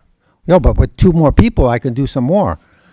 All right? Why don't you fill those 4 positions and see if we really need an extra person? All right? They've done this through years in this town with school resource officers where they've had vacant positions, all right, and they say, oh, we need a school resource officer, all right, and like, you know, Councilor Farrell said, you know, do you want to cut personnel? Well, it's not always about cutting personnel. When you have four, not, you know, and the numbers you're giving me on the 4 vacant positions, that includes extra money in training, extra money in overtime, extra money in vehicles and everything that's in that budget, correct? So Not fully, no.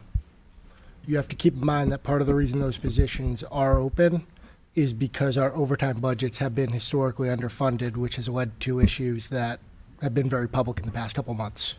okay, Which is why, compared to where this has been at previously when you've come up, I think a couple of years ago we were talking 7, 8, 9. We're now down to 4 because we've been able to work slowly towards right-sizing the budget to allow those positions to be filled up. oh, and you know, and I have to give credit to our police department and the fire chief, the police chief for doing that, because before I was up here with a previous police chief who said he has to run 7 vacant positions on his department to balance his budget. All right, that is a problem. Okay, and when I look at the council and the budget committee saying, yeah, I'm in favor of adding more personnel, but nobody's addressing the personnel that you have already budgeted for. Okay, Patrick asked the police chief, if we give you 2 and you already have 4, I think it was 5 at the time, which ones would you fill first? And his response to it was that he would fill the 2 traffic units first. Right. That warrant article, if I can respond, Yep. is a direct response to An ask, a a request. request from the chief, but and that request comes from the fact that there's a lot of traffic complaints in town. That they did an analysis, the police department did, and we're only spending, I believe it's 6.9 hours per week working traffic. And that the community seems to be saying they'd like to see that number go up. And this would make the next 2 hires, or the next 1 hire, however it goes on the warrant article, be specifically dedicated to working traffic 40 hours a week. Okay, so I get where you're going with this. And all right, before the record, I think we've been working to right-size those lines for the police department so that they can hire up to 69 or whatever the number is, so that they can have a full department. We've been working towards that for several years now. That means fixing the overtime line. That means fixing the training line.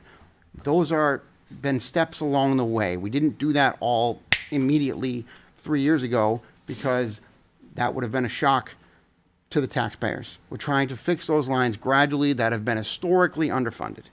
And so, yes, the police department has not been at full capacity, but that is because they were using some of those open positions to cover for the shortfalls on other lines. I would like to see them not have to do that. But exactly. I agree with you, Dan. I would like to, Mr. Bouchard, I would like to see them up to 69. I also think that the citizens of the town want to see more traffic enforcement. And this warrant article is a response to that apparent desire from citizens of the town. Okay, so to me, this is, your typical government response. In the private world, you'd be going back and you'd say, you got 4 positions. You need extra traffic out there? Hire 2 more out of your 4 and put it there. What is the difference? So didn't this originally come from? It's a different purpose for those specific ones that you're talking about. So this one is specifically for traffic, and then the other one's for regular. Okay, so let me address that. I don't want to wait till hire 70 and 71 to get increased traffic enforcement in the town, and I don't think people in the town want that either. What is the difference whether you hire from the 4 vacant positions that you have versus 2 extra that you're going to be putting on? And the other thing is I want to point out, okay, is that it's a bottom line budget. So it doesn't matter if you say, I'm going to hire one person and they're going to be for traffic. The bottom line is, it's a bottom line budget. The department head can allocate his staff whichever way he wants. If you watch these budget hearings, if you watch stuff that's gone on in this council meeting, all right, they took somebody from records, which they felt didn't need to be there anymore, and they put him into the legal department. Okay? So things can get shifted around. So if I can just interject for 1 second. Yeah. I think what Dan's trying to say to us is, he has 2 positions now, why doesn't he put them on traffic now? I think that's what he's trying to say to us. Exactly. Thank you. I think there's a little bit more to it than that. I think also, as Patrick said, there's an apparent ask for that. I think if we have those positions on there, and I get what you're saying completely, but I think part of it is to see if the town wants those resources allocated in that way, and that's part of it. I'd like to give an opportunity for the deputy chief to come up and respond. I think 2 things. Can we make sure you have a microphone just for the public at home, please? Thank you. Thank you. I think 2 things can be true. Both what Mr. Bouchard's saying and obviously what Mr. Cassie's saying. We have left those open spots because we haven't been properly funded. You know, now with the chief coming in, Justin and him have been working to right this wrong. And we knew that it was going to take 4 to 5 years. So we've been slowly doing that. But to just take those open positions that we have and go ahead and make them traffic, we wouldn't be able to do that without the funding that this warrant article will allow. Okay. You said you had 2, was that your, you said you had 2 comments? That was just. No, I said 2 things can probably be true, you know? Thank you. And some of what he's saying is absolutely accurate. We do have the ability to kind of move people as we will. We just don't have the funding to go ahead and do that right now without the funding that this warrant article will provide. So if I hear you correctly, what I believe you're saying is that historically there had been some line items that are underfunded, specifically the overtime. Correct. By fully staffing, we would exceed your overall budget, your bottom line budget. Exactly. And over the past several years and in continuum for following years, we're in a process of right sizing those budgets. Right. There's only so much you can do each budget cycle. So that's why it takes 4 to 5 years to kind of right size. And we've been making strides, obviously, because we're staffing up more, as Mr. Bouchard pointed out, more than we have in the past. Because this has been a cycle that has gone on for, 10 or 12 years. But now we're at 64 of 68 officers. We could go to 65, but then, we can't fill those last 3, not unless, if it was for this traffic, this warrant article, then it would come with funding for that. And the numbers proposed in the warrant article drafts would be enough to fully fund one or both or one of those positions. Well, I believe that last one was 1 in the car. Yes, the prices or the cost quoted was for 1 traffic unit officer. So the 264,360 is for a 1-person traffic unit. On your warrant article or on the tax rate sheet, you'll see that there's also an option for 2, 2-person traffic unit, and that cost is $451,868. Okay. All right. Thank you.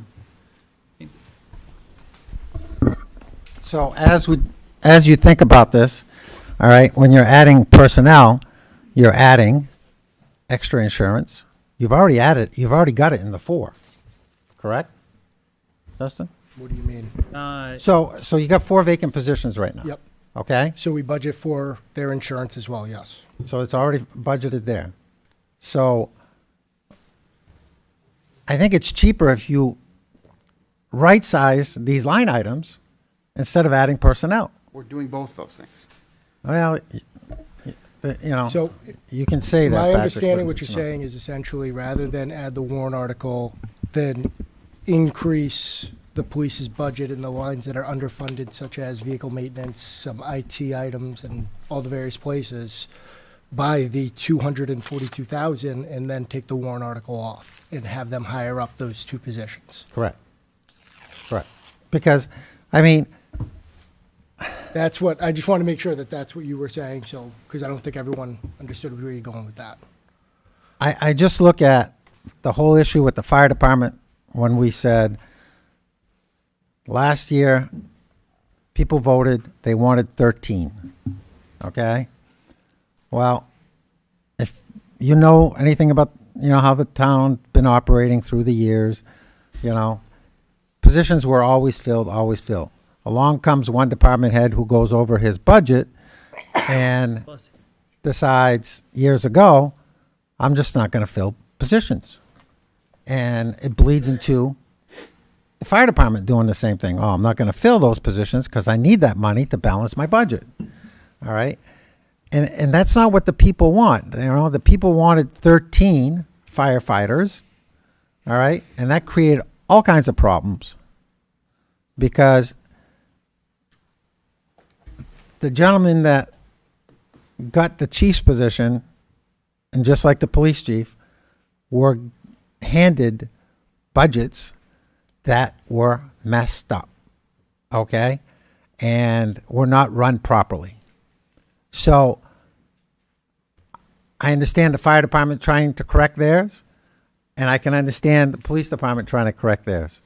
But by adding more personnel is not the way to go until you have all your positions filled. Because if you, as a department head, somebody says to you, well, we could use extra traffic cops. Well, when I hire 4 more people, I can put them out there. All right? Instead of saying, well, I need that money to balance the budget. Okay? I think as a taxpayer, when you go out there and you say to somebody, they have 4 vacant positions. Why am I voting for 2 more? Good question. Why? It's cheaper if you just, fund the line items properly. I understand it's a bottom line budget. Okay? I watched the council and the budget committee come up with a 17% increase at the beginning of this whole thing. And it was like, oh my goodness, what are you guys doing? All right. Then it was the last time we're going to look at a 4% decrease. And the budget committee came up with some ideas. And it didn't seem like anybody bid on it. All right. It was kind of a process that you just did. All right. And I understand being on a budget committee, how it feels to do that and nothing being done. But when somebody says, well, Joe, where would you cut it? It's not his, it's not up to him. Okay? Because the bottom line, it's the department heads that decide, it's the council that decides, and it's the town manager that decides where the cuts come. All right? Sometimes, and I learned that a long time ago with the budget committee. It's easier just to say, hey, we want a 2% decrease. You figure it out. Okay? And it doesn't come out of personnel. So, you look at, I don't know, I was going to put a call into Vivek and, see if he could come down here and, kind of point you guys in the direction. But so that's some of the things. On the news tonight, they were talking about how many homeless people we have in this state. And we know we have some in this community. Do we fund for that? Do we budget for that somewhere? We outsource our welfare program to Community Health Services of Greater Derry. And how much is that, Justin, roughly? It's around 60,000, I believe. Give me 1 second, I can pull it up for you. We have this as an agenda item later on. What, homeless people? No. Well, that's what I'm bringing up. Because it's reality. So this year, they are budgeted for the contract is 75,000. In addition to that, we have 23,000 to assist with various items that they would recommend that we pay to those individuals to prevent oil from being shut off, rent from being back due or. And things of that nature. how is that trending from previous years? I mean, are we underfunding that line item, or Right now, it's been under budget historically. it has been? By how much, Justin? Roughly? So Funding it for years. last year, it was under budget by $13,864. Okay. All right. Well, the analysis I saw in comparison to other towns, we allocate less than other towns towards it from a payment standpoint. That could be true. I know other towns have recently increased their allotment in what is allowed for welfare services. So if our allotments aren't as high as other towns, maybe that's why we're under? Yes. Do you have any, I know that you've been working on some stuff pertaining to this Cheerston. If I just do this here, yes. So we actually have been, this is one of the things that's been in progress for a while, and granted, it probably could have gone a little bit faster. But we actually have a meeting scheduled for right after the new year with CHS, thanks to some urging along that we got. But we have a meeting with CHS right after the first of the year. So we'll be able to take a look at all these things, both with them and in terms of the dollar amount. So this is something that is in progress. We're just not going to bring it to you until we're completely sure of the process and Compliance. and that we're in compliance with state law and your own procedures and code. Thank you. I know it's not a big ticket item, Article 28, $20,000 for the welcome signs, but this is something I've also stressed. More community involvement. Why can't we get businesses? All right, we already have businesses that sponsor some of these. Why can't we get businesses to pay for it more? So it's 10,000 is coming from donations and fundraising from Beautiful Londonderry, so it's only $10,000. So it's 10,000, not 20. Correct. Right. So why is it? We're gonna fundraise 10,000. Okay. I think it should be all fundraised, just like we did with the Christmas lights. All right. I brought that up before, and you know. You want to help us, Dan? Yeah. You want me to help you? I'll help you do it. I mean, you know, the people in this community, businesses in this community are great if you ask them. I mean, I know when I worked in this community, if I went to a business and I asked them for something, for a donation, they were more than happy to do it. You know? If Dan wants to help, I'll help. You know? I think the hard part that was presented to us is that the signs themselves and how they were actually made. Yep. The wooden craftsmanship is very unique, so they have to go to a specialty person on them. I know, and signs are So it's not like expensive. you I can know, just, I've dealt with you know, signs. Replace them just as is. Right. You have to go to a specialty person to have them. Right, and my big thing is, you know, if you go to a business, whether, and I don't want to pick on the, you know, New Balance all the time, you know, saying they could do something, but, you know, we've got Coke, we've got New Balance, we've got, you know, a lot of big companies in the community that would probably love to have their name on it, is what I'm saying. How many signs are there total? 5. It's not a lot. I'm sure we could find 5 big business. Yeah, yeah. So, I will take that help. you know, I will take anyone that wants to help us donate. so, you know, again, you know, I just think we have a lot of elderly people in the community.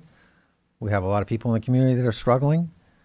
And, you know, I know it's a tough position that you're in up there, you know, to give people what they want.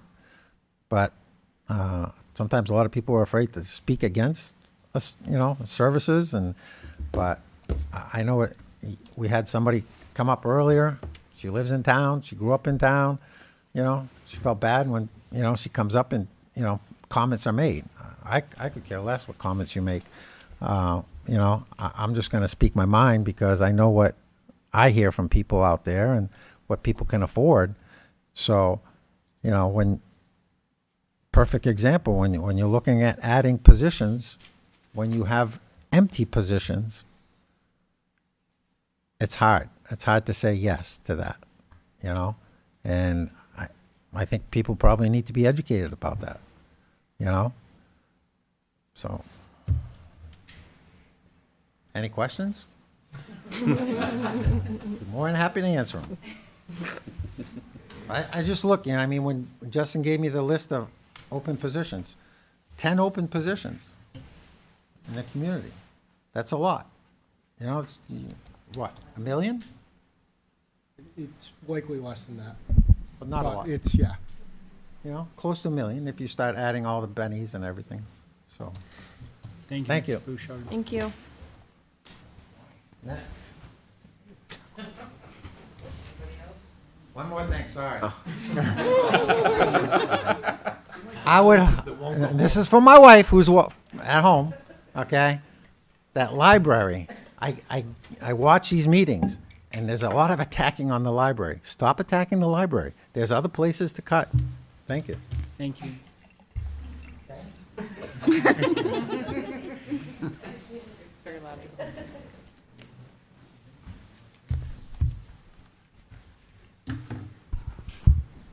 Hello, Erin Matlin, Library Director. I'm coming to speak tonight as a response to a request that we got at the last meeting by Mr. Gagnon asking for me to go forward to the trustees and with the request to cut $20,000 and to not go forward with the full-time children's librarian. So on December 4th, I did bring the request to the Board of Trustees. I brought your suggested cuts through the different line items. And I brought Donna and I reviewing those, some of them matched up if for those cuts. I did bring those to the board. And there was quite a lengthy discussion at that board meeting regarding those requests. And tonight we have Nancy Hendricks, who is a trustee member, to speak on the response from the board. Sure. Thank you. Good evening. And thank you for the opportunity to speak to the Leach Library budget tonight. I also want to thank you and acknowledge the thoughtful input and comments that you have made for us for our budget. This has been a very challenging budget season. They all are, of course. And it's always a challenge when we are charged with balancing the needs and services of the library and community while keeping our taxpayers in mind. The budget that has been presented to you is as lean as a budget as you can get, from our point of view. There is no fluff. There's no heart-burning wants or desires, nothing lofty, and nothing that could be considered out of order. Our budget has been prepared to represent the needs and services that our community is demanding from us. At our last meeting, we went through each item that was recommended that we remove from our budget. And I can assure you that the discussion was spirited and lively. There was discussion about adding the position of the children's librarian to the budget, which we agreed was not the right thing to do this year. There was discussion about waiting another year to add a children's librarian, and we agreed that wasn't the right thing to do either. We candidly discussed the cuts that were recommended, and that discussion was particularly spirited. We are mindful that we were asked last year to remove $30,000 from the budget, which we did. Ultimately, after 2 hours of discussion, we have decided to support our original budget that we presented to you and to move forward with 2 warrant articles, one for a full-time children's librarian and one for a part-time children's librarian. Whichever one the voters support is the one that we will adopt. There was significant conversation around the $2,500 line item for furniture. I am told that some of our furniture has been in our library for 30 years and is long past its usefulness and safety. I don't have to tell you that we live in a very, very litigious society, and some of our furniture is now in the danger zone. It will take but just one catastrophic fall out of a chair or one child getting their fingers injured, and you can be promised one heck of a lawsuit. Quite frankly, given the condition of some of our furniture, it is only prudent and responsible that we have furniture replacement in our budget yearly until all of our furniture is out of the danger zone. We are a public library, and public safety must be paramount to our patrons. Salaries are always a major consideration, and our salaries are in line with libraries around us. And further, we must remain competitive if we want to attract highly qualified individuals. Reference has been made to fundraising. Yes, we do fundraising, and we have a volunteer group that assists us with that. Could we fundraise more? Sure. I would say, though, that our librarians are librarians first. The director of the library is the director of the library. There is a whole science behind fundraising, and fundraising is quite time-consuming. At the end of the day, we pay our librarians to be librarians. Lastly, I just wanted to mention that it takes us as a community to support our town and the services that our town offers. All of our services that our community has grown to depend on come with a price tag. Obviously, it is our responsibility as elected officials to prepare budgets that are responsible and take our taxpayers into consideration. We, as the trustees of the Leach Library, believe that we have created such a budget, and I respectfully ask you to support our budget. Thank you for your time. Thank you. Thank you. Can I make a couple comments? Okay. You have publicly stated that your goal has been to raise your budget. To me, that is not responsible. I've never stated that publicly. This is the first time I've been here in a I'm public not capacity. I'm talking about Aaron here. I've never stated that publicly. Yes, you have. Okay. Could you reference that meeting for us, please? I don't have that in my notes, but I know it's been in the notes. If you could reference that, that would be very interesting to me, because I find it hard to believe that our director would come up here and say, it's our goal to raise our budget. But if you can reference that meeting for me, I would be happy to look at it. Sounds great. What I would request is that we refrain from back and forth. Okay. And, if Thank you. could please continue. And Mr. Chairman, thank you. It's also been publicly stated, and there's people in the audience that can speak to this as well, that you have purposely padded the furniture line so you can make cuts to it if asked. And to me, that's not responsible. Just calling this out, and your salaries are absolutely out of line with the rest of the state. Mr. Chairman, may I respond to that? I was actually there putting the budget together, and I can assure you $2,500 in a furniture line item is not padded. I think it was more. It is not padded. It's always been $2,500, and it's not padded. Okay. So, but thank you for that input. I will certainly go back and look. You can listen to those minutes, and if it's been padded, I would certainly get back to you. And we've done our research in terms of libraries in the area, and we are absolutely competitive.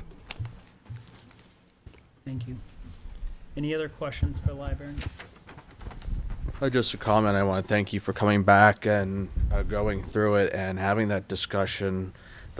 We were asked to take a look and see if we could find cuts. Of course, everybody's being asked Exactly, and every single department we took a look at, where could we find, some money here, some money there. So thank you for coming back. Thank you for discussing it. And at the end of the day, the council can decide whether they want to take a chunk out of the library's budget or add to it, subtract from it. And I guess that's all I've got, so thank you. Thank you. You're welcome. All right, so we're in a public hearing, folks. Any other? Not a question, comment. What's that? Just a comment on the furniture thing, okay? Again, getting back to community involvement, I know at the school, the middle school, we had a wood shop there, Would it be nice to be able to get the school, I don't know if they still do, Art, you should know. Wouldn't it be nice if you could get the school, the kids, and I don't know what kind of furniture they're looking for, but I'm sure there's some stuff that they could make at the school, which would be really cool, that when your kids go, this was made by brother or sister, a table, the small chairs. That's the stuff I'm looking at, Is that something to explore? Another community involvement thing. What do you think, Ted? We almost should have a community involvement committee, just for all these little things to look at and I think you should chair it, Sean. Yeah, for people who want to volunteer for things in town. I think there's a lot of things that we've talked about over the last year. Dan, the chairman. I know Ted's waiting to say something here. Second, all in favor, say aye. What's your thought, Ted? My thought was, when it comes to the library and furniture that the public's going to be sitting on, I think it would have to be bought from an actual vendor where it could be trusted that it was made properly, compared to at the high school where, it's not going to be going through a quality control process. So when you have the public at hand, you don't want them to potentially get hurt or that furniture to be breaking. So I get that. Yes, we have a wood shop. You don't want to make something that's not going on under a quality control process. I don't know. So you When I want went to something that's going to be safe. When I went to school, we made stuff in wood shop. It was pretty cool. So Okay, but I'm sorry, can I speak to that real quick? I'm happy to explore the wood shop option for other things in the library that don't necessarily reflect to furniture. The last library I worked at, we had them build slat wall for us that we used for displays, things like that. And we actually went to the high school and we paid them $1,000 opposed to the quote that I got, which was absolutely ridiculous. We paid them $1,000 and they did it. It was part of a semester project and it worked out fantastically. So I'm happy to explore options of other areas where we can have them build things to save money for the library. I do agree that I think furniture is a tough one because of the safety and the ADA compliancy and all of that goes along with it. But I'm happy to explore other options that we can use those wood shop skills and of course the community to do stuff in the library. Thank you. thank you. That's why my wife loves you. So Justin, quick question for you.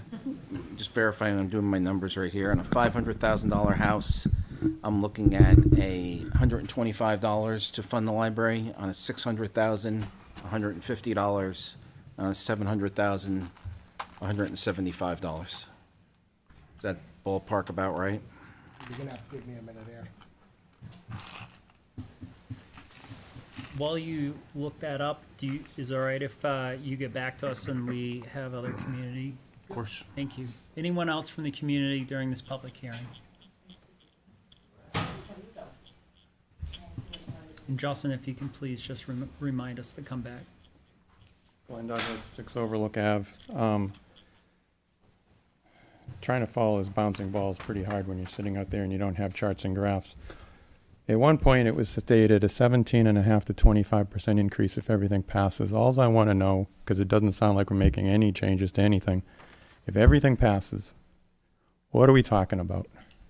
17, 25, 14, 12? I don't know. The second thing, just because it was stated publicly, if we are aware of furniture that is in the danger zone and we have a litigious society, I guarantee you, if someone falls off a chair tomorrow, they're going to come back with their attorneys and say, you all knew you had furniture that's in the danger zone. That stuff needs to be removed immediately. Because if someone does get hurt, they're going to get twice what they were going to get. Because before tonight, you could have said, didn't really realize it was that broken, but now we know, and we're stating publicly, this stuff is junk and needs to go. So it needs to go. Mm-hmm. Thank you. Justin, are you able to come back to John's? So for 500,000, it is 119.50. For 600,000, I have about 156. So on average, it's of the person's tax bill that they receive today, about $150 to fund the library annually. Okay, thank you. Can we answer that other question? Glenn just asked what percentage we're at in increase if all of the things on the warrant articles passed. And you have a $4.54 per 100,000 or per thousand valuation. What was it last tax year? So Patrick, we can't answer that until we get the CBA numbers finalized. Okay, well, okay, fair enough. What was it last year anyway? I'm not trying to be a jerk, just letting you know we don't have that answer yet for the CBAs. Fair enough, but I just want to say that I don't think we're anywhere near those numbers. That whole conversation with 20%, 25%, 17%, that felt like that was another exercise. I don't believe our numbers are anywhere near that. That's why I'm asking. Can we? Trying to get it right now. Thank you. There are packets in the back for everyone if you'd like to see what the cost is. So I can answer that Will somewhat. be posted online as well, that you'll It's be able currently to. posted online. Christine, go and then, or do you Yeah, wanna that's answer fine. first? I was just going to answer his question. Okay, so if it's all right with you, I'd Go like ahead. to let Sean. I think where the numbers came from, and I don't know that they're 25% or 17%. When we first started this out, we did some exercise where we begged everybody to spend more money, and more or less it came to $1.93 on the tax rate. That was if you can figure out what percentage that is of that, you'll have your answer. But at least there's a number to derive the equation from that.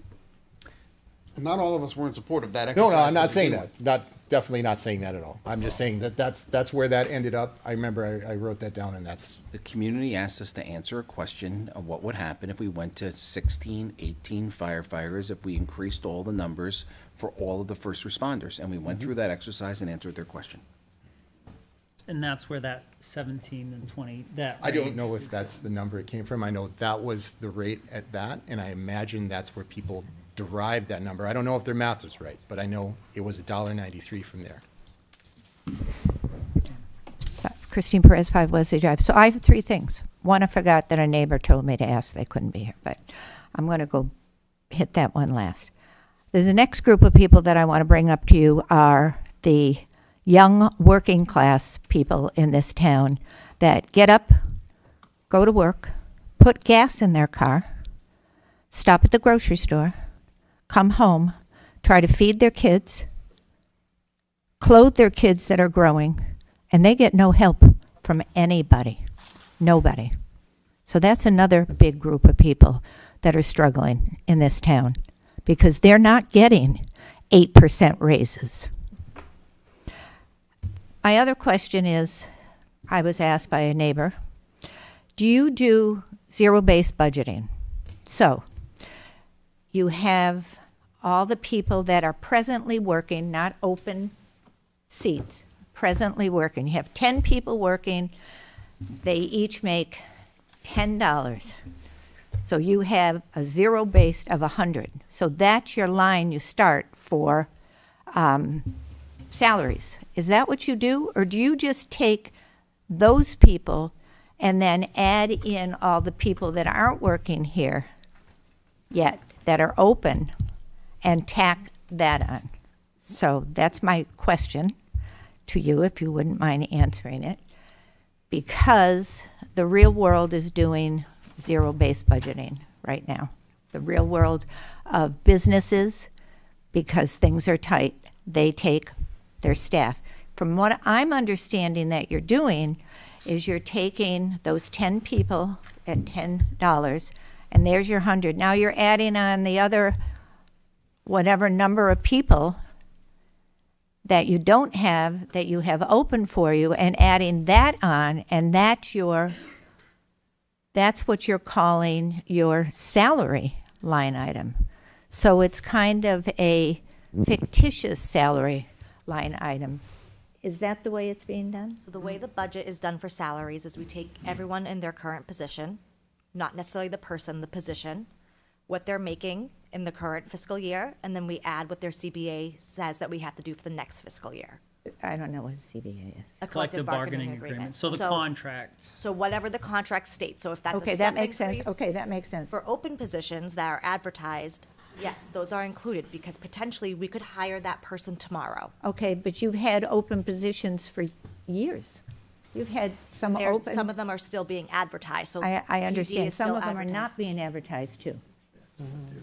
And that's a problem. But those positions were voted on by the town, to my knowledge. So we can't just not fund the 4 open police positions, because now we're deciding for the taxpayers that we're gonna reduce the police department by 4 people. That's not our role. No, but you need to make the public known that those are over here. And I ask, is the warrant article for the police officers, does it say it includes a car?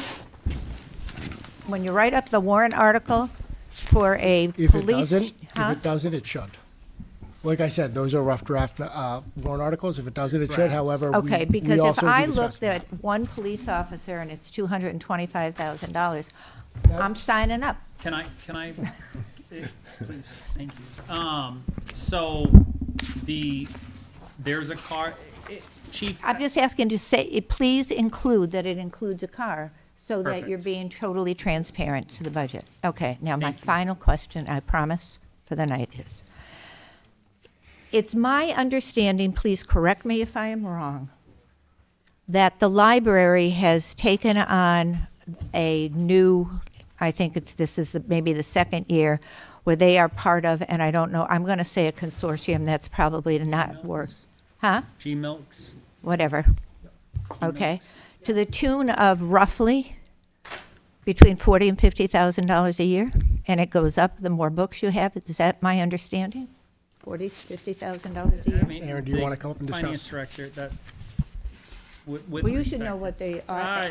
Jocelyn absolutely knows. That's why we have department heads, not to be disrespectful. Okay, okay. That's why So we that's have- my question. So Sure. if, Do is you want me to that answer true? it? Yeah, how? So yes, so our consortium cost for fiscal year 26, I believe, is in the 52,000 range. That's the cost of the membership to the consortium. That's based on a formula, based on a number of things, the collection size, how many patrons we have, a number of other things. All libraries part of that consortium have the same formula, and so based on those numbers, that's how the amount works Okay, out. how much did you pay last year? Last year, we were only in it for not even, I don't even think it was half a year, so it was about 30, is that right, 30,000? Yeah, about 30,000 because we weren't in it a full year. Okay, and then my question to that is, you can get books from all over the place, right? You can get books from, well, you can get, so we have two different, Sorry. I'm sorry. No, please. You have two different interlibrary loan systems? No, I just want to know about this one. Okay, so this one we can get books from 13 other libraries. Okay. And is it my understanding that you also have a line item for $100,000 for new books? We've had a line item for books in the budget for, as far as I know, for a long time, and that line item currently, what we're asking for is $100,000. But you had that line item for a long time, but now you've joined something that makes it easier for people to access book. I just think if you want to make a cut, that to me should be the $50,000 you put into joining this other thing that gives you books. So it's just a thought. Thank you. She's also been over that line item at least $40K for the past 4 years. or So something. just a correction, she hasn't been over that line item. The library has been over that For line sure, item. definitely. So, So sorry. and I manage the budget that was presented to me. Yes. So if that line item has $90,000 in it, it's my job to spend that $90,000. There is additional, On books? excuse me. On books? Can we please? No, I just have a question. Is that Christine. spent on books? That's the line. If the line item is for books, it's either $90,000 going forward. It's $100,000 is what we're asking for. I'm going to hit timeout real quick. Okay, I'm going to hit timeout. I don't want the back and forth. Okay. I am asking for, and this is not directed at anyone, this snide comments about, oh, the finance director should know. We have department head. I didn't think she had to bring her up. I thought he would know. I understand. I'd like to have this more collaborative from everybody. There are great points, and there's great feedback from the community. I want to continue this healthy dialogue. Please, thank you. I will. Just had a question for Aaron. Okay, when we joined that consortium, Yes, sir. did it not help you as far as staffing? We don't get any staff from the consortium. No, but I know at one time you were asking for extra staff at the time, and then we joined the consortium. Mm-hmm. Did that help free up some of the staff to do other things? Not necessarily, because with the consortium, there's an interlibrary loan process. There's a management process of that interlibrary loan. There's other things going on. So we had to shift some duties. We still need the staffing as requested in that last warrant article that was voted down.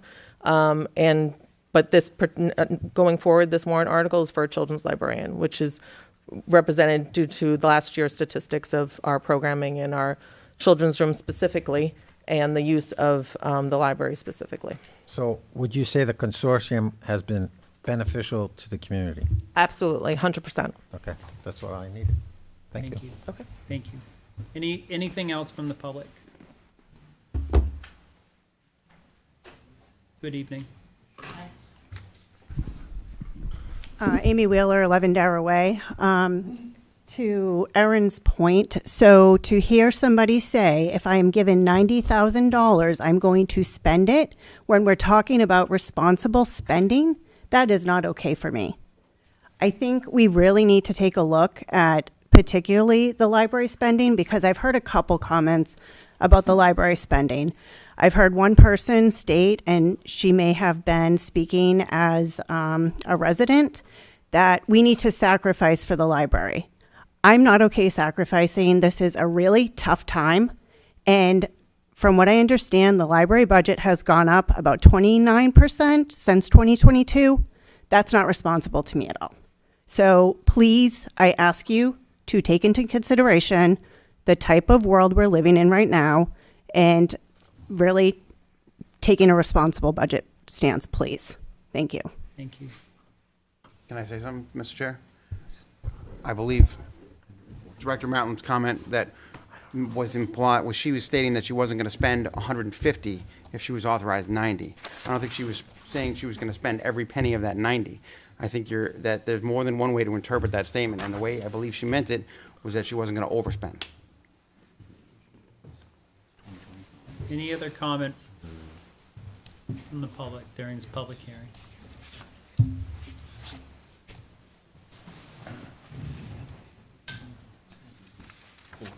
There's been a lot of back and forth, and that's just frustrating as somebody who's sitting in the audience.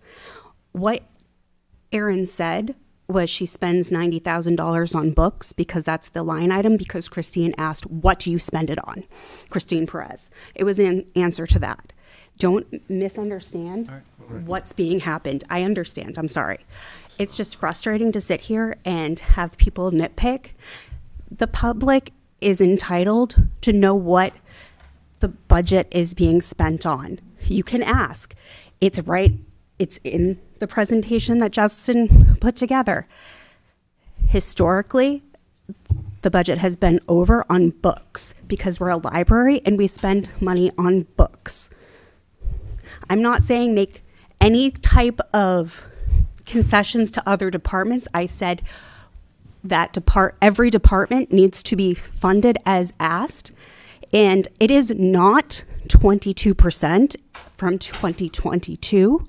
It is closer to 14, which is right in line with CPI, Consumer Price Index, with the cost of living going up and the cost of consumer goods like books. You need to do actual math and have actual evidence. And that's what I'm saying is every department is presenting good fiscally sound budgets, and it's very frustrating when members of the community and members of the board attack or disparage, and I appreciate, Chad, you trying to get this as a more communal information, because it is a community. And it's just very frustrating as a taxpayer, as an employee, to see all of this going on. Thank you. I'd just like to say thank you for your comments, and I value public comment. I've been thinking about it since you said it before. If I was the one that said speech, it was inadvertent, and I didn't. You were not.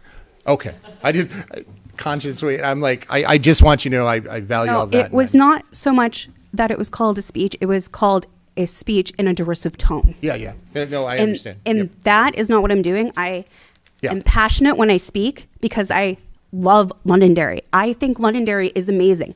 I choose to work here because that is what my vocation calls for. I really, truly believe that working for the library is a vocation for me. And working in the hometown, the town I grew up in, the library I grew up in is important to me. I don't have to work here. I want to work here. I could go somewhere else if I needed to, but I don't want to because this is my town. I have hometown pride, and you all should too. Thank you. Hi. So I came over to Justin to get the numbers. So He's over there now. Since 2022, going into this coming budget, the proposed budget, we are up 259,158, and it's a 19.8% increase. Just so we have real numbers. Thank you. Thank you. Still in a public hearing, folks. Good evening. Thank you, Justin. Good evening.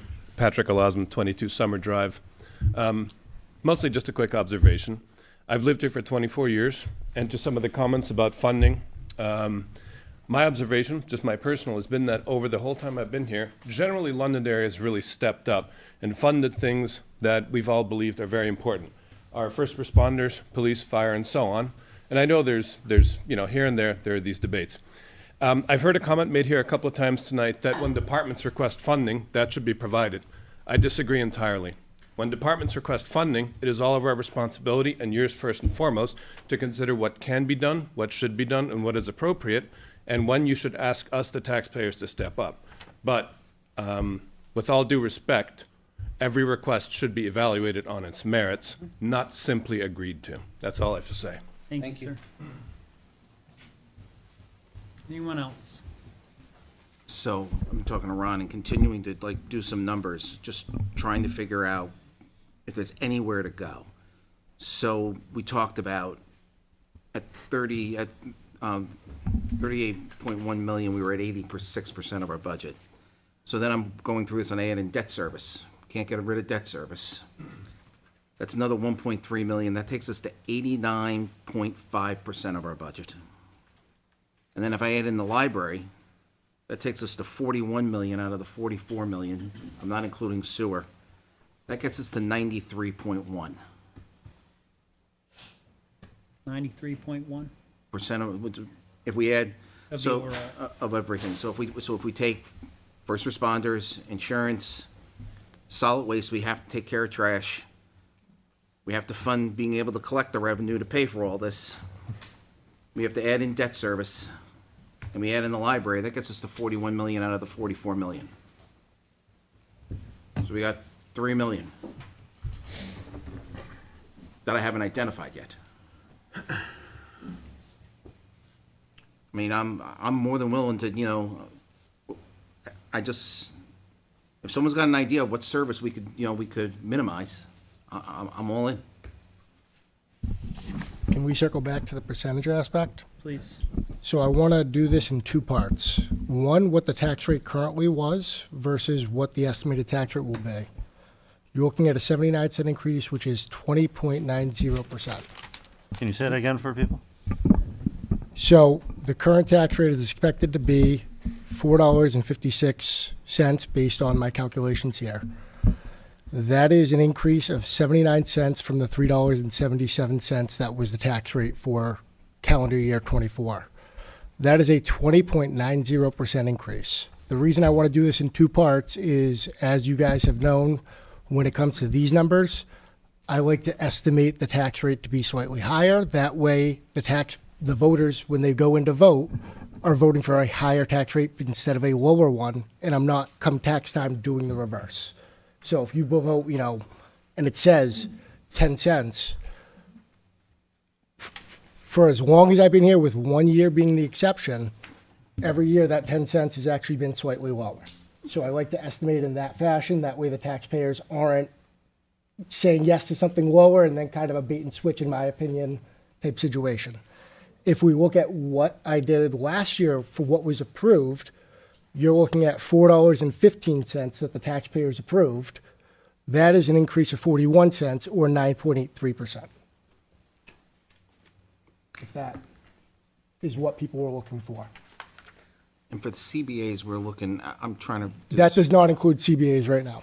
So, and we don't have clean numbers for that yet. Correct. But we will have clean numbers before the end of the calendar year. That is the hope.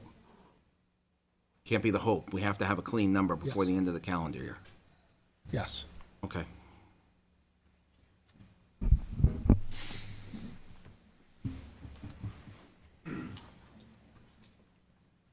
So I'll renew my question. I mean, if any services we want to minimize, I mean, I'm all ears. I want to talk about it. We spent the meeting 2 weeks ago talking about options for reductions, and it went round and round.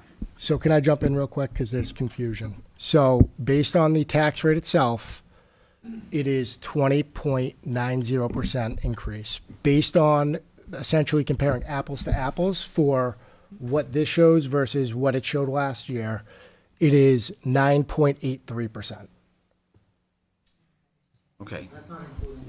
That's not including union contracts. So the 9.83% is when you went to the ballot last March, we estimated that the tax rate was going to be $4.15 last March of 2024. When we got the tax rate, it was actually less. It was $3.77.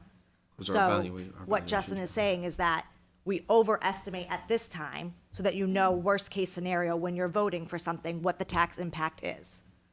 So last year, if you voted yes for everything, it was $4.15. This year, we're estimating $4.56. So that's the 9.83% increase. And that's if everybody votes yes on everything. Yes. And if you were to go and actually add them up, it'll be $4.15 is veterans credit and overlay. So for every $62,500 we eliminate for the budget, we eliminate a penny. Yes. So if you want to eliminate things, you got to get to 62,500 to get a penny.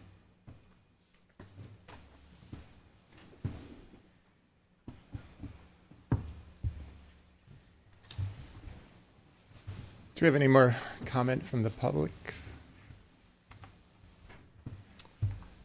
If not, I'll take a motion to close the public hearing. Well, before we do, I'm realizing there was another item that you guys tasked me with that we did look into. It was regarding the contingency fund, in which you looked to see if there was alternatives where it wouldn't be voted on every year. Yes. And would be able to.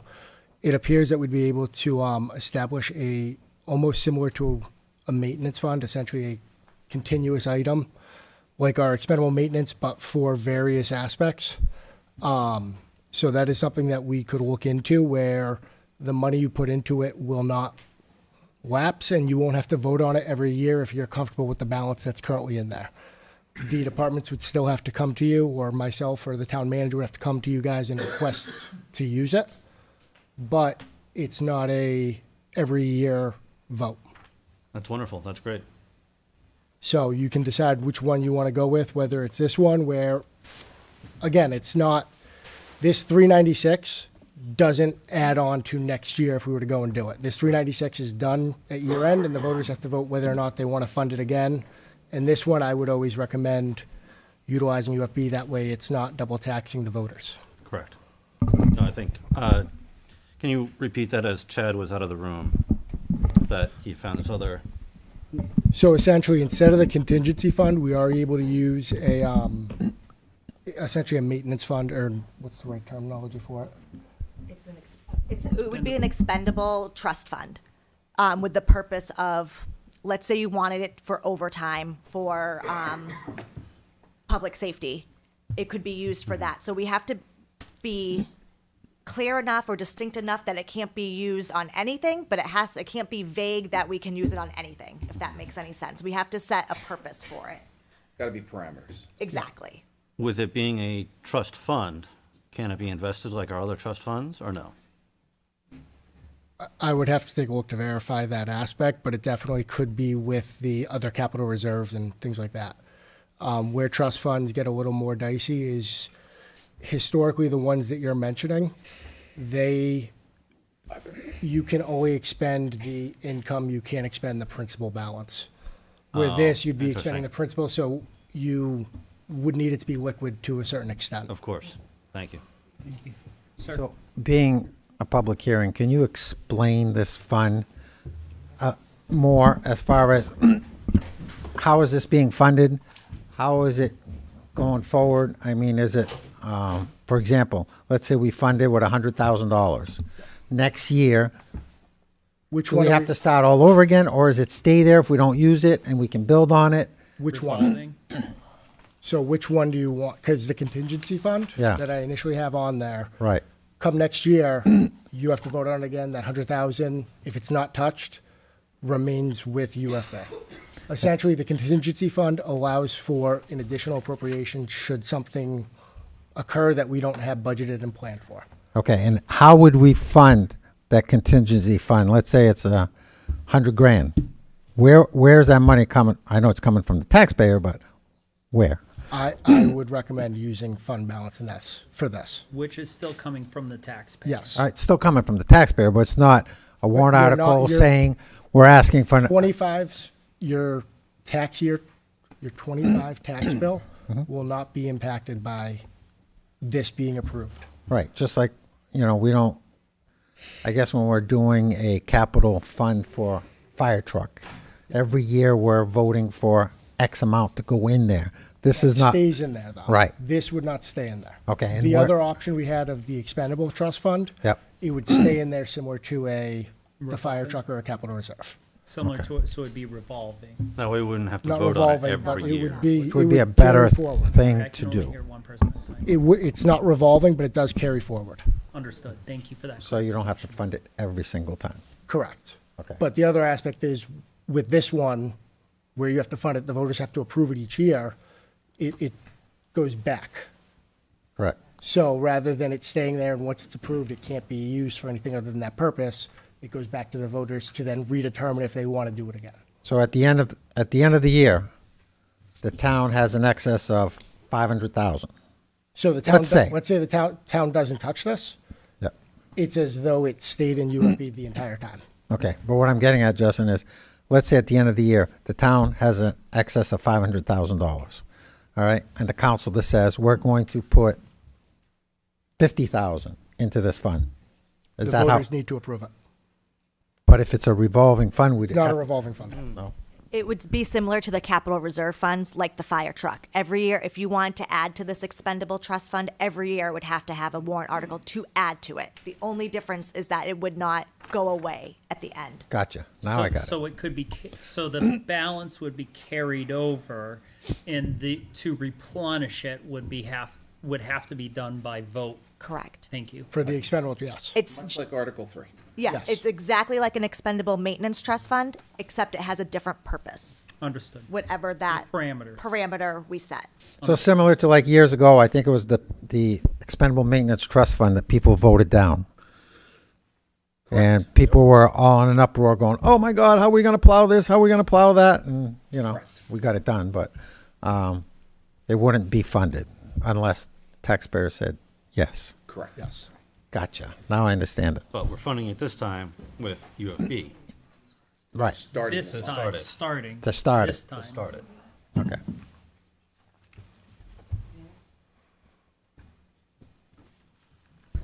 Deb Paul, 118 Hardy Road. The subject matter that you guys were just talking about, what exactly would this fund be used for again? Because I got very confused. Yeah. Sorry. So, from my understanding, or would you prefer to answer? So, if you don't mind, if I can. I would love you to. The problem is there's several balls in the air here. The contingency fund that's there, this essentially is a big event happened, our appropriations have run out, and rather than telling the fire department that. Okay, just stop right there. So isn't that what the undesignated fund balance is kind of for? If a major So- catastrophe, like the roof collapses, God forbid, on this building, and we have to put a roof up like tomorrow. So the issue there is we would have to go to the state and request an emergency appropriation and hope that they grant it to us. This essentially allows us to utilize it right away rather than going to the state for an emergency appropriation. Okay. So, but it kind of behaves like It does. The difference designated is fund with balance. a school, it does, but the difference is like a school district, they're able to hold a public hearing to be able to utilize their UFB for a situation like that. We have to go to the state to get an emergency appropriation approval to use UFB like that. For statute. We can only use UFB by voter approval or by lowering the tax rate.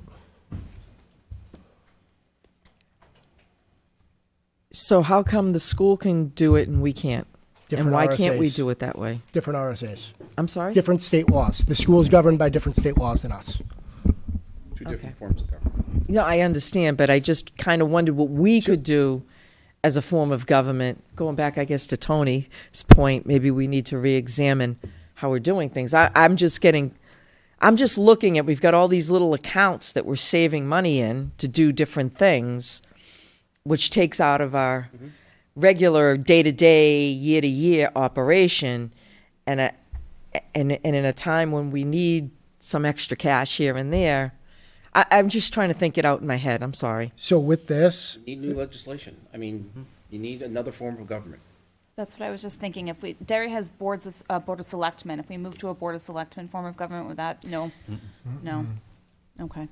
There needs to be, it needs to be very thoughtfully thought out by the legislature, and they need to give the towns another option as things have changed. We're not the same place as we were 30 years ago. Okay. And they need to give them another option. SB 2 was designed to be a tax cap. It's not getting the job done. They need to come up with another piece of legislation that gives the towns options and doesn't limit the towns for what they can do to have a better form of government. I mean, it's just that simple. No, I understand. I No, understand. I know you understand. I'm going to go back to something I did on the council, which you told me was way too big to do, but I really think that a good exercise for every single department to do, maybe not every year, but every couple of years, is to zero out their budget and really look at every single item in the line item and say, do we need this? Is this fully funded?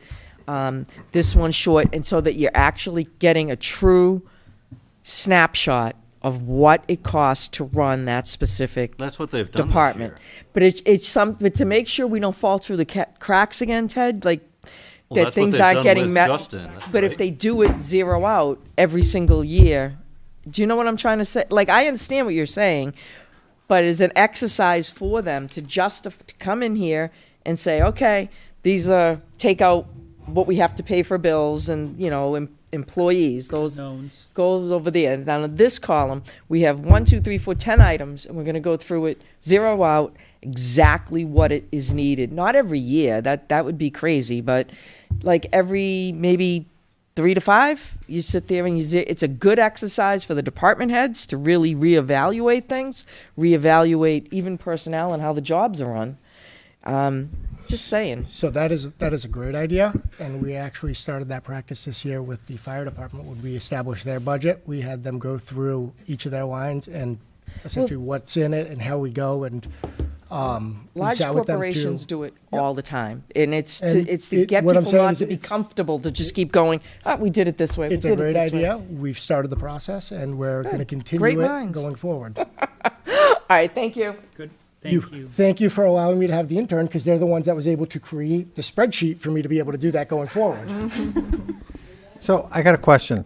We have these heavy rains, and some of these communities have been, really devastated by, damage to their roads and all that. We have a heavy rain. Some of our roads get damaged really bad. Can that contingency fund be used for that? Where would you get the money for something like that? For if the roads were damaged. Yeah, let's say that, If there's a washout of a road. big washouts. Bartley Hill gets washed out. Perkins Road gets washed out. South Road gets washed So first, out. I in would these see heavy if rains. if FEMA covers it under a natural disaster. But you need the money now, Justin, for people to fix it. So we have either the roadway maintenance trust fund, or we would be able to utilize this, so that way the budget isn't completely, depending on the cost of it, the budget wouldn't be completely shot. So this would help. Yes. Or we can go to the state and ask for approval Correct. from the undesignated fund From the, balance. yeah, but that would take time compared to if people can't get to their homes and you need to get the road fixed. I think you if know. we had an emergency that bad, I don't think the state would be delaying us for weeks. I think we could get a response a lot faster than that. It's the And if it government. was that bad, it would probably be a FEMA situation. Yeah. But you. again, yes, that is, if, end of the day, that is something that this could be utilized for, Could make life easier. where essentially it would grant us that additional appropriation. Yeah. And that's how I'm looking at it, is it's, hey, we've used our budget. Rather than going or saying, hey, we need to, do this, that, or the other, it gives us that additional appropriation to go to the council and say, this event has happened, this specific thing has happened. Yep. Can we have authorization to utilize this fund? They then determine yes or no, and we move. So that a department's not told, hey, you have to freeze. Yeah. You can't spend this, spend that. Thank you. Thank you. Anyone else from the public before we close public hearing? Going once. Motion to close the public hearing. Second. I have a motion from Ted, second from Ron. All in favor, say aye. Aye. Any opposed? We are out of public hearing. Tom, you're all set. We'll see you on stand by. Tomorrow night, school board. Hold on real quick. Go ahead, Sean. So I just wanted to get everyone's feedback before I stated this. So Mr. Bouchard brought up, we had talked about cuts for a while, and we have not bid on one of them. We discussed a lot of them. So if I could, I would like to make two suggestions. So the first, and Does this have to be part of the public hearing? does it have to be part of the public hearing? Because then I It does not. Thank you. Thank you for I'll make sure we're following process. Yeah, thank you. So with the first thing, every time we propose cuts, it doesn't mean we hate the department. You know, I love police, but if Kim Bernard said he wanted a $1 billion budget, I'd probably ask for a cut. That doesn't mean we hate these departments and I don't like it. I realize every single one of them are valuable. I realize when everybody comes up here and talks about, you know, things about like, tonight we heard how wonderful the library is. I think the library is wonderful. I think it does a lot of good things for this community. There's no doubt it should be there, and it exists for a reason. DPW, police, fire.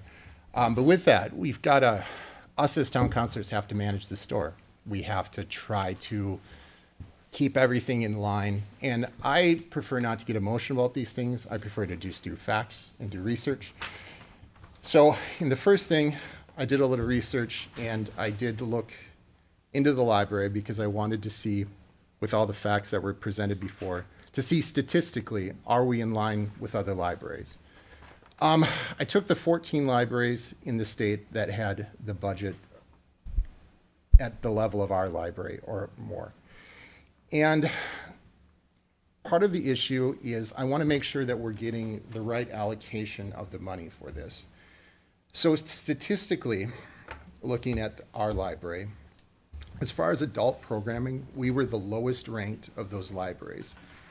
We were 62% away from the next closest program. So there was significant underutilization of that. Out of those 14, we were 12th in total programming. We were 13th in total children's program attendance out of 14. We were last in adult attendance, with the next closest program being 58% away. We were 13th out of 14th in program attendance. We were the only library in those where everyone employed all had master's degrees. We had the lowest website visits. We had the lowest wireless sessions. We had the highest percentage of staff expenditure in salary and wages as far as percentage of total expenditures. We had the lowest, or the second lowest, physical item circulation per physical library materials expenditure. That just means the price that it costs to have these things. We were the lowest in rank in most cost-efficient electronic item circulation per material expenditure. Second lowest in total collection per total collection expenditure as far as being cost-effective. Fourth lowest in total operating expenditure per library visit. We had the lowest number of print item materials, second lowest ebook circulation, second lowest audiobook circulation, second lowest in young adult attendance, lowest total program attendance, third lowest in program attendance per registered user. We had significantly highest total program expense, which was double more than any of the other libraries. And we also had the fourth lowest registered user to population expense as far as being one of the higher ranked ones for spending.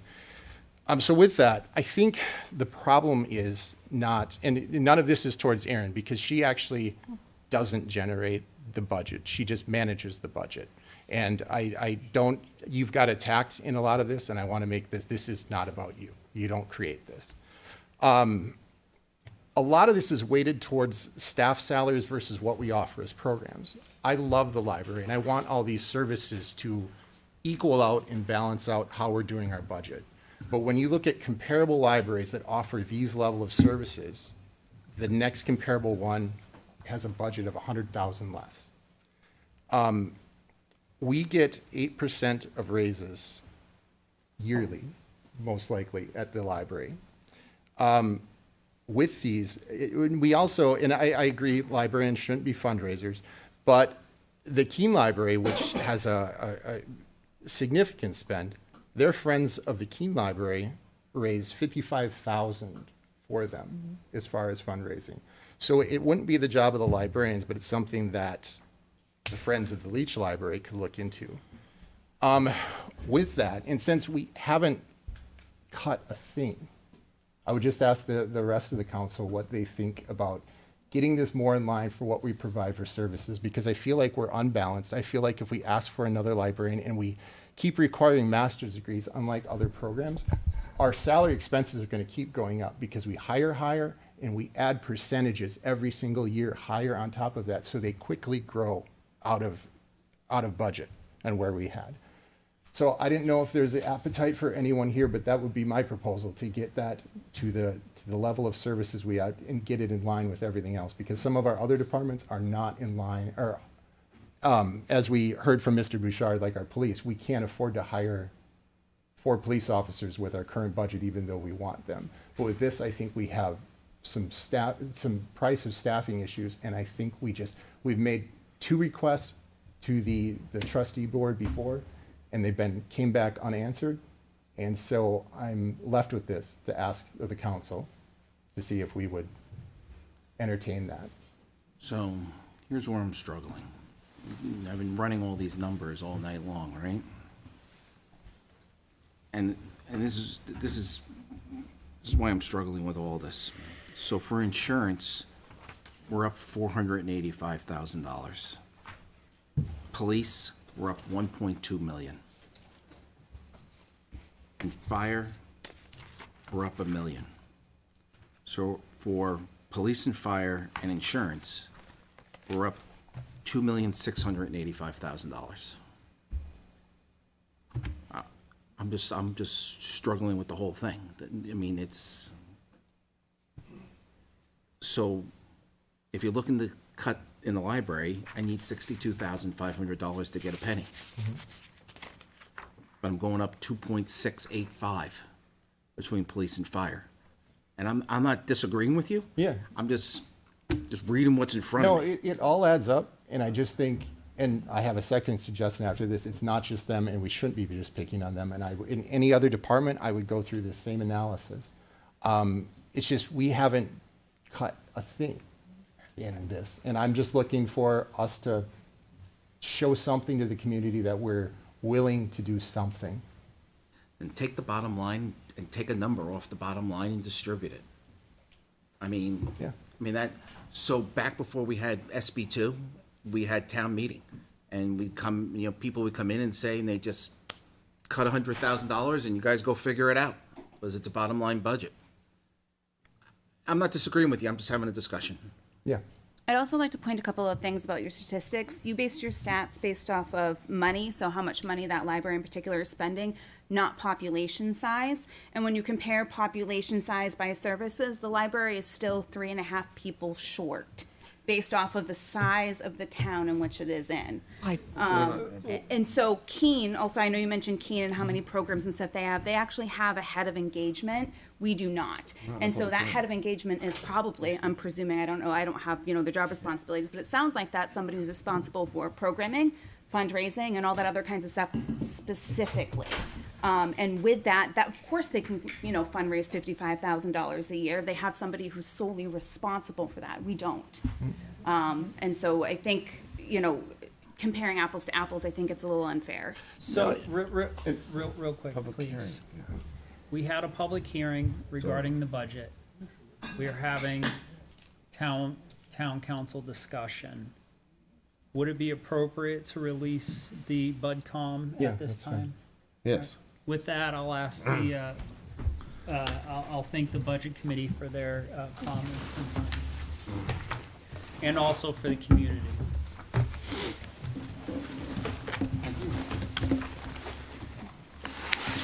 Have a moment recess.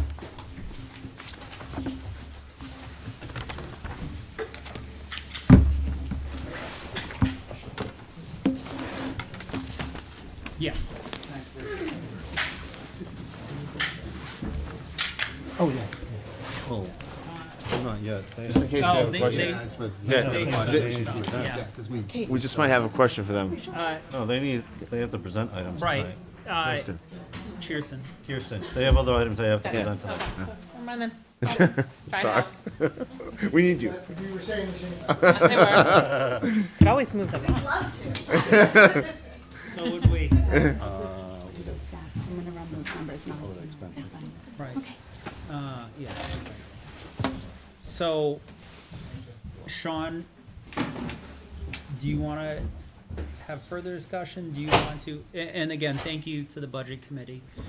I'll elaborate on that. I think that, to John's point, maybe we should ask for, a 1% or 2%. We got to do something. The community's asking us. Yeah. They're saying to us, we can't afford to live here. Should we propose a 1%? Just something to show that we hear them. So the question is who's asking us? I feel like we haven't actually heard from a large percentage of people saying this. And when, you're looking at 1%, 3%, 4% as we've gone through, that's a large amount of money. Even a 1% on our budget would be a massive amount of money.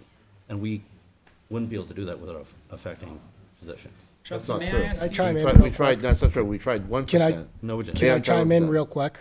Yeah. We're talking about the proposed budget, correct? Not the default budget. That is Right. correct. We Yes. can't do anything with Right. with the default. Yeah. Justin, while we continue deliberation, would you be willing to please look at what percentage of the proposed budget, if you took, say, give me a dollar amount, gentlemen? I'm more a percentage. 1% 1%. 444,000. That's definitely doable. 444,000. Roughly. It would show the public that we hear them. I mean, right? We. At that rate, just take it from UFB then. No. That's still no. Sorry. No. You guys, obviously, out you're the there. voting selectmen, and Yeah. I do not believe it is a good practice to utilize UFB for regular expenses. It gets to the point where we're now, to me, it becomes a bait and switch situation, and agree. that's not fair to the So then taxpayers. I'll That's go my back own to the personal argument opinion. that We've but- been right-sizing the budget with all our directors and our chief of police and chief of fire, that we've really right-sized everything. I don't know where else they'd be able to cut at this point to save 450 grand. We haven't asked them, have we? We've asked them multiple times. We asked for 4%, and we were told that wasn't possible. 1%. 4% on the default. Right. Right. So I don't think it's an issue. Sarah, Yeah, just pause, Sarah. Yeah. I just want to comment on that. The previous ask was 4% of the default, which is a very different number than Right. a percentage on the proposed. Right. Yeah. I agree. And just for the sake of information, the default, I know I have it right here, but for those that don't, the default budget is what dollar amount, please? And again, we're still missing CBA's. Correct. That is a huge That's key that separate we warrant need to- articles. Separate warrant articles, but the default budget, Is $43,845,459. and it's the proposed budget, absent of the CBA's. Is $44,467,849. The difference, the increase, is $622,390. 600 and how much, please? $22,390. Proposed budget over the default. Correct. Okay. Thank you. So Justin, to John's point, if we asked all department heads to cut 1%, do you have an idea how much that would be for each department? Roughly, or just? I'm asking because I want to. Ted doesn't 1 think it can be second, I done. can I tell think you. it can be. I don't think it's to cut that much off each department. I don't think is a big ask. Are we including library? Yes. Are we, okay. We're including all department heads. I'm just going to take out insurance as well as debt service. And are you good with taking out general assistance from that calculation? Are Yeah, you? I'm good. Yeah. Yes. So, police, that would be a 117,339. For fire, that would be 99,190. Public Works would be the next one. next biggest with 51,780. I can keep going through, but I figured you guys just want the heavy hitters up front. The smallest would be the town council with 131, or the conservation with $35. Let's just throw us out the library since we're talking about the library. The library, it would be $15,677. And that's. We're just So doing, John, we're just can doing you that. get John up to speed? So, yeah, we're just doing a quick What were we just doing, We're bottom just line doing cut? a He was- 1% yeah, cut that's what he on was all suggesting. departments, all department heads. So what's that, So 44? he just- So 400 and 400. So it was 50-ish. 117 for police. So 1%, so you're looking. So taking out the what's departments- 62,500 into 440,000. So taking out the departments we discussed, though, we talked about taking out insurance and general assistance as well as debt Take service. debt service out. Yep. Yeah. So Take just solid those. waste out. Okay. Taking solid waste out, Can't cut solid waste. The garbage has got to go somewhere. that is 340,000. So, all right, so 62,000 into that is, Just nickel? about 5.5 cents. So 5.5 cents. So 5.5 cents times 500.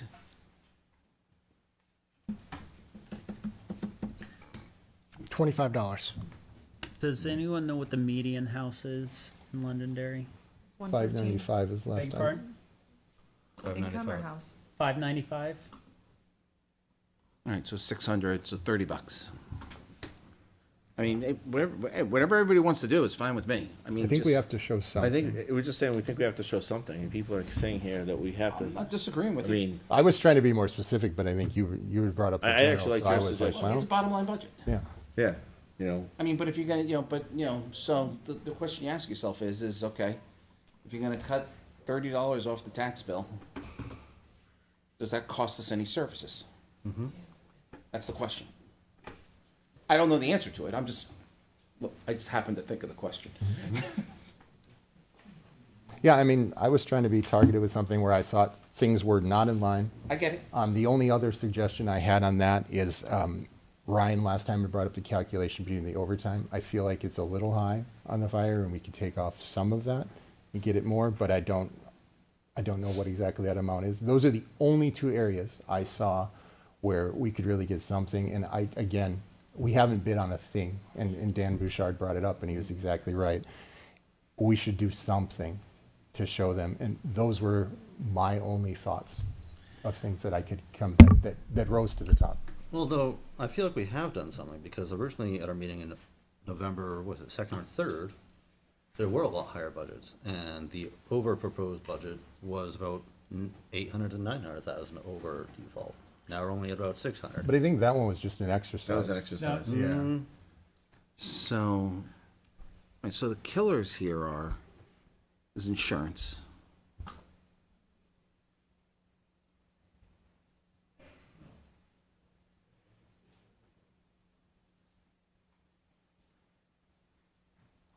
Yeah, that's really our big nut, is the insurance piece. And then we're looking at fires going up $1 million. And police is going up 1.2 million.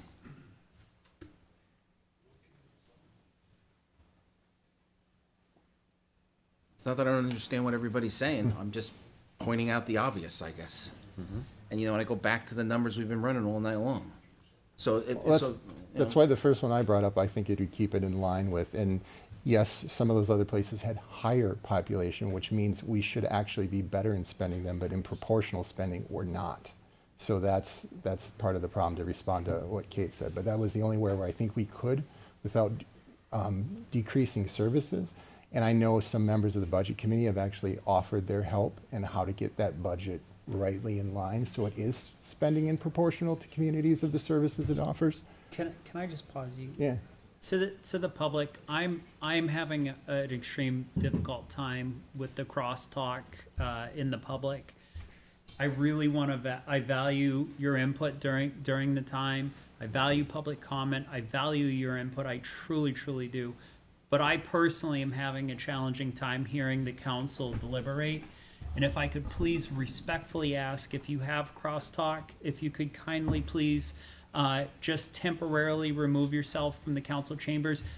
You are more than welcome to stay. I'm not asking anyone to leave. I'm just asking if conversations could be outside of the council chamber so that we can hear each other. And someone who has a hard time paying attention, it is rather challenging to me. So thank you for your understanding. Please continue.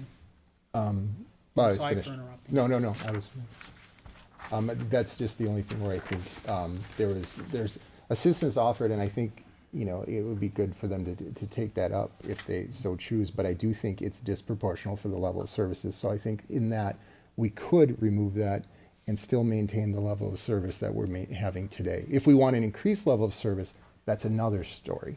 But for the level of services we provide in proportion to other libraries in the state, that's what the number is. So that's what I try to just look at it unemotionally with all the facts from the state. So what is your proposal specifically? I mean, if we want to get it in line with the other things that offer, it's 100,000 less. If we want to do something less than that, I'd be happy with that if we do something. It's just, I'm trying to do something for the people that spoke tonight and the other people that have called me and talked to me throughout the entirety of this budget process. I think something would at least be a show from this council that, those people are a voice in this community that matters too. The people on fixed income, the people just starting jobs, all the seniors that we have that make up a giant portion of our tax base. I'm trying to get something for them. And I'll elaborate on that. I've had more than a handful of people. So I've had more than 5 people call me. They're concerned about the reevaluation next year, and they're concerned about how much their taxes are going to go up this year with this budget. Well, So I think that, those two together could be a big issue for people in Londonderry when they get their tax bill next December. Can I? Absolutely. So, we're at $622,000 over default right now. Yes. Right. So cut 100. Tell them to go figure it out. Yeah, that's, I mean, I'm not saying cut it where from. yeah, Tell them to go figure it out. yeah. I think we need to do Agreed. something to show I agree show with that what we hear John them. said. You good with 100?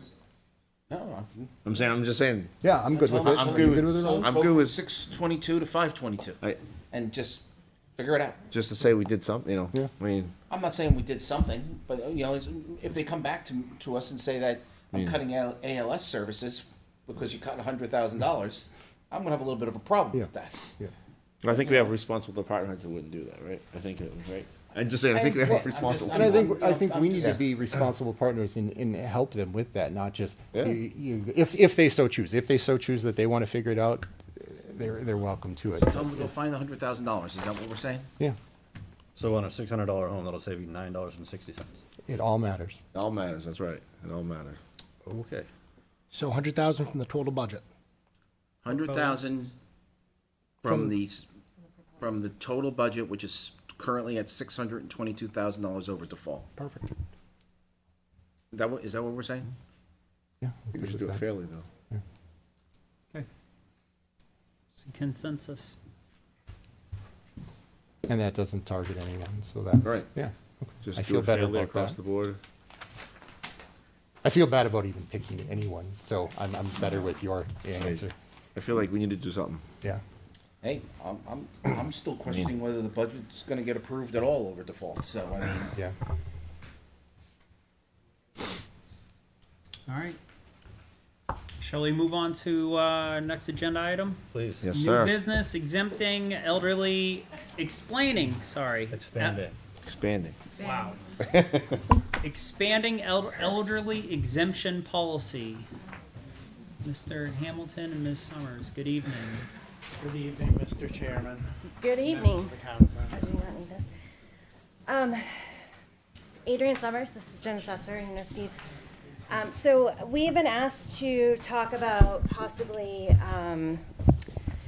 changing our elderly exemption, our elderly 3, which is anyone that qualifies for an elderly exemption that's 80 and older, to get a full exemption on their entire property.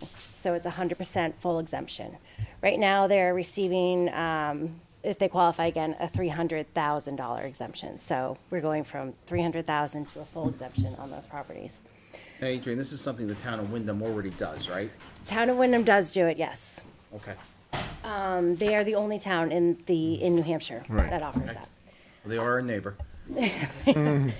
So currently, right now, we have 84 residents receiving the exemption. We have another 6 that are maturing are getting older. There'll be 80, so we'll have a total of 90 for the upcoming tax year. And that's in Londonderry? In Londonderry only, so 90 residents receiving an elderly 3 exemption. Do we know how many residents are over 80?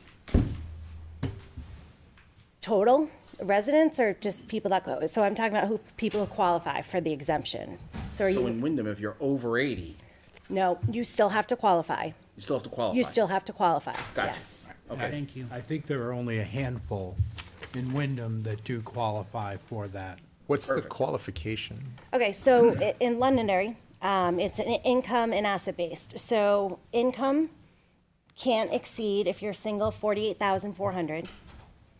And if you're married, 59,600. And that's all sources of income. So it could be rental, if you have an ADU on your property. It's Social Security, anything. And then the assets cannot exceed 162,300. So the assets are not your home and up to 2 acres. So if someone has 4 acres, then we would consider the other 2 acres, for instance, an asset. It's 401ks, IRAs, it's bank accounts, cars, those are your assets. So they do have to qualify. And so we ran some numbers. We multiplied the 90 residents that are receiving the exemption by the current tax rate, which is $16.14 per thousand. And we would be looking at an aggregate increase of about $97,427 that we'd be giving up of tax dollars if we were to approve. So it's penny and a half. But as we have an aging population, as John pointed out here in Londonderry, we approve this, it's, no, no. This is something that eventually could grow. So a couple of things to note. Yeah. Number one is next year, we do have a revaluation. Yep. So typically during the revaluation years, we look at the amount of exemption that we are granting, and we usually increase those. So we don't know, obviously, what the assessments are going to be. We don't know how many applicants are going to apply. We kind of have talked about it, and we kind of foresee that if we do this, this may entice more people to apply. So we have already kind of put in a little more stringent checks and balances on our end. And then we also don't know what the tax rate is for next year. So, And, I'm Go sorry. ahead, No, No. please. Also, just for the people at home listening, just know that this is money that still has to be allocated from somewhere. So young people that want to move to this town are going to end up paying more if we allow this. So just so you know, we allow this exemption, the tax doesn't go away. It just gets reappropriated. $200,000 off in default. So, I knew so I someone just, was gonna go I just there. want people at home to understand that this money doesn't just disappear. Like, we still have to get it. No, it's Yeah. not magical Right. money. Yeah. It's raised by Right. everybody else. If someone has property in a trust, are they qualified or unqualified for this? It depends on what type of trust. It depends on who's the trustees. It depends on a lot of different, some trusts have 2 people, or some properties have 2 trusts. So one person may qualify or one may not, so they may only get half. It all depends. And these are all things when you review the applications that you have your policies and your Yes. guideline, your left and right lateral limits, if you will. Yep. Your lane, that, Yeah. okay. Yep.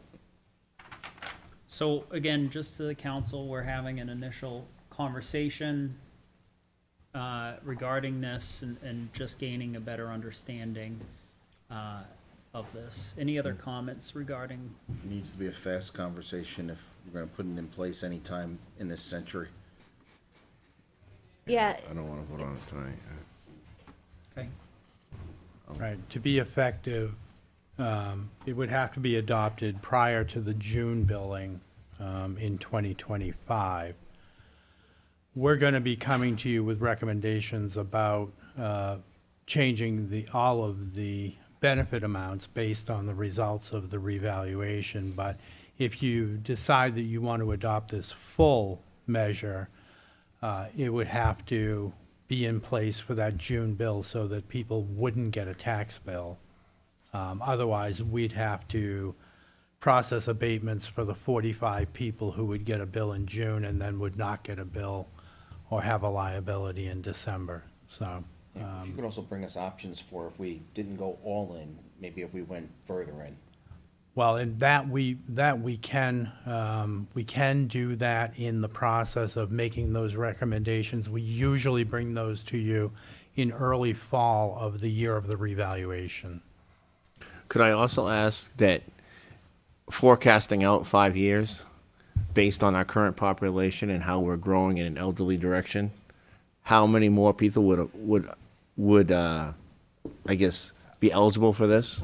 We have no way. I know. to- I'm have just no trying to way think know like that. 5 years. no There way might be wrong. 200 people that apply for this. So we're assessors. Yeah. We're not social Right. scientists, and we're not able to make predictions about what Gotcha. the population base will be in 5 years, what their income levels will gotcha. be. So it just is out of our lane. Gotcha. I'm fine with that. You also have no idea upon what their assets are. There could be supposedly many wealthy people in their 70s who live Right. in town. So that you my have no point, idea. Ted, is that we could have people moving here, like she's suggesting, because we have this, because only Wyndham and Londonderry would have this. We may get an influx of people that want this tax credit or tax exemption, and then we're gonna increase our tax base on our younger people when we're trying to bring younger people into the town, right? We're trying to get more people to move here. Just put a 10% ramp on it. That'll give you a parameter. Mr. Chair, would it be appropriate for me to ask our assessing department if they can find out from Wyndham when that they put it in place and if they saw a jump in population? So we can certainly bring that information back to you. Well, can you help me understand a 10%, what you mentioned, John? It's like compounded interest. Yep. Just do 10% each year. That'll give you a range. Just to give you an escalator to have a number, Yeah, not necessarily and I'm saying super 10% accurate, because I but- think 10% will be high. Okay. You know, I'm just trying to satisfy Ron's No, question. yeah. No, To just- be honest. That way, at least you know what the worst case scenario is. I know if I was 80 and I had to move to a town with no taxes, I'd move there. Hey, listen, Wouldn't you? I'd just be happy to make it to 80. Okay. Anything else for assessing? All right. Thank you, guys. Thank you for Appreciate your you. time. Thank you. All right, moving on, new business, order 224-13, expenditure of from the expandable maintenance trust fund, winter maintenance, Director of Public Works and Municipal Facilities, Mr. Dave Wally. Good evening, sir. Good evening. Pretty soon we're gonna have to say good morning. And I definitely won't be long-winded. Okay, which one are we doing first, 13? We're doing the 13. winter Winter maintenance. maintenance, Do you have other stuff? Let's go through all three of them. Can Yeah. you present all three? Yep, just want to make sure I spoke to the first one. Expendable Maintenance Trust Fund request for $17,000. This is basically to pay for winter bills for our contractors that come in and take care of all of the town facilities, not roads, just town facilities. So what I've traditionally done for the last 3 years was take the average of what we spend each year. Last year was a very low year, so it reduced our allocation. Last year was $18,000. This year we're down to $17,000. If all the money is spent, I'll be back looking for another round of funding. If we don't end up spending all of that, then what it does is it goes back into the fund as of June 30th. It's worked out fairly well, and all of the invoices are available for review and whatnot too. Thank you, sir. May you please explain 2024-14? the expenditure of the. So, yeah, this one requires a little bit more explanation. We were doing some routine repair. So when they built this facility, they chose to use black iron pipe for the dry system in the attic. It creates a lot of problem. It has about a 10 to 15 year lifespan. This building is on year 20. And actually, for the better part of the last 6 or 7 years, they've been kind of replacing piece here, piece there, because we get a leak and it's got to be replaced. So we were up there doing our routine replacement of the 1.5-inch line.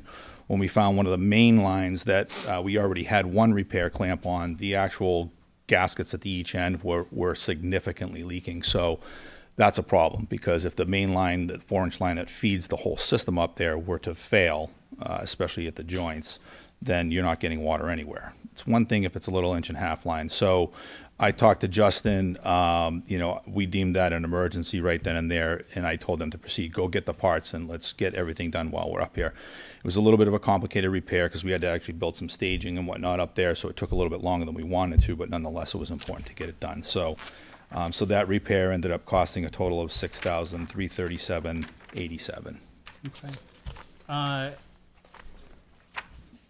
Council, do you want to vote on these two things and move on the third? So I'll accept the motion to approve Order 2024-13, which is the expenditure from the expenditure from the Expandable Maintenance Trust Fund for the sum of $17,000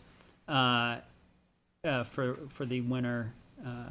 Expendable. Thank you. If you want to let it expand the budget, that's fine.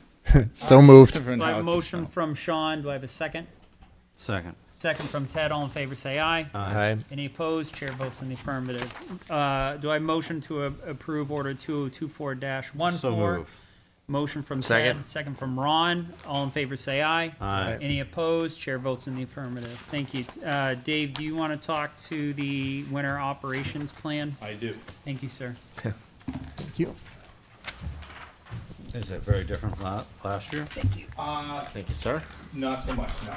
Is this the Cliff Notes version? This is going to be, we're going into lightning round now. Well, I stated we have to say good morning pretty soon. We'll go speed round here, but it is our time of the year, when we're front and center and most visible to the public. So this is our annual plow plan that we roll out.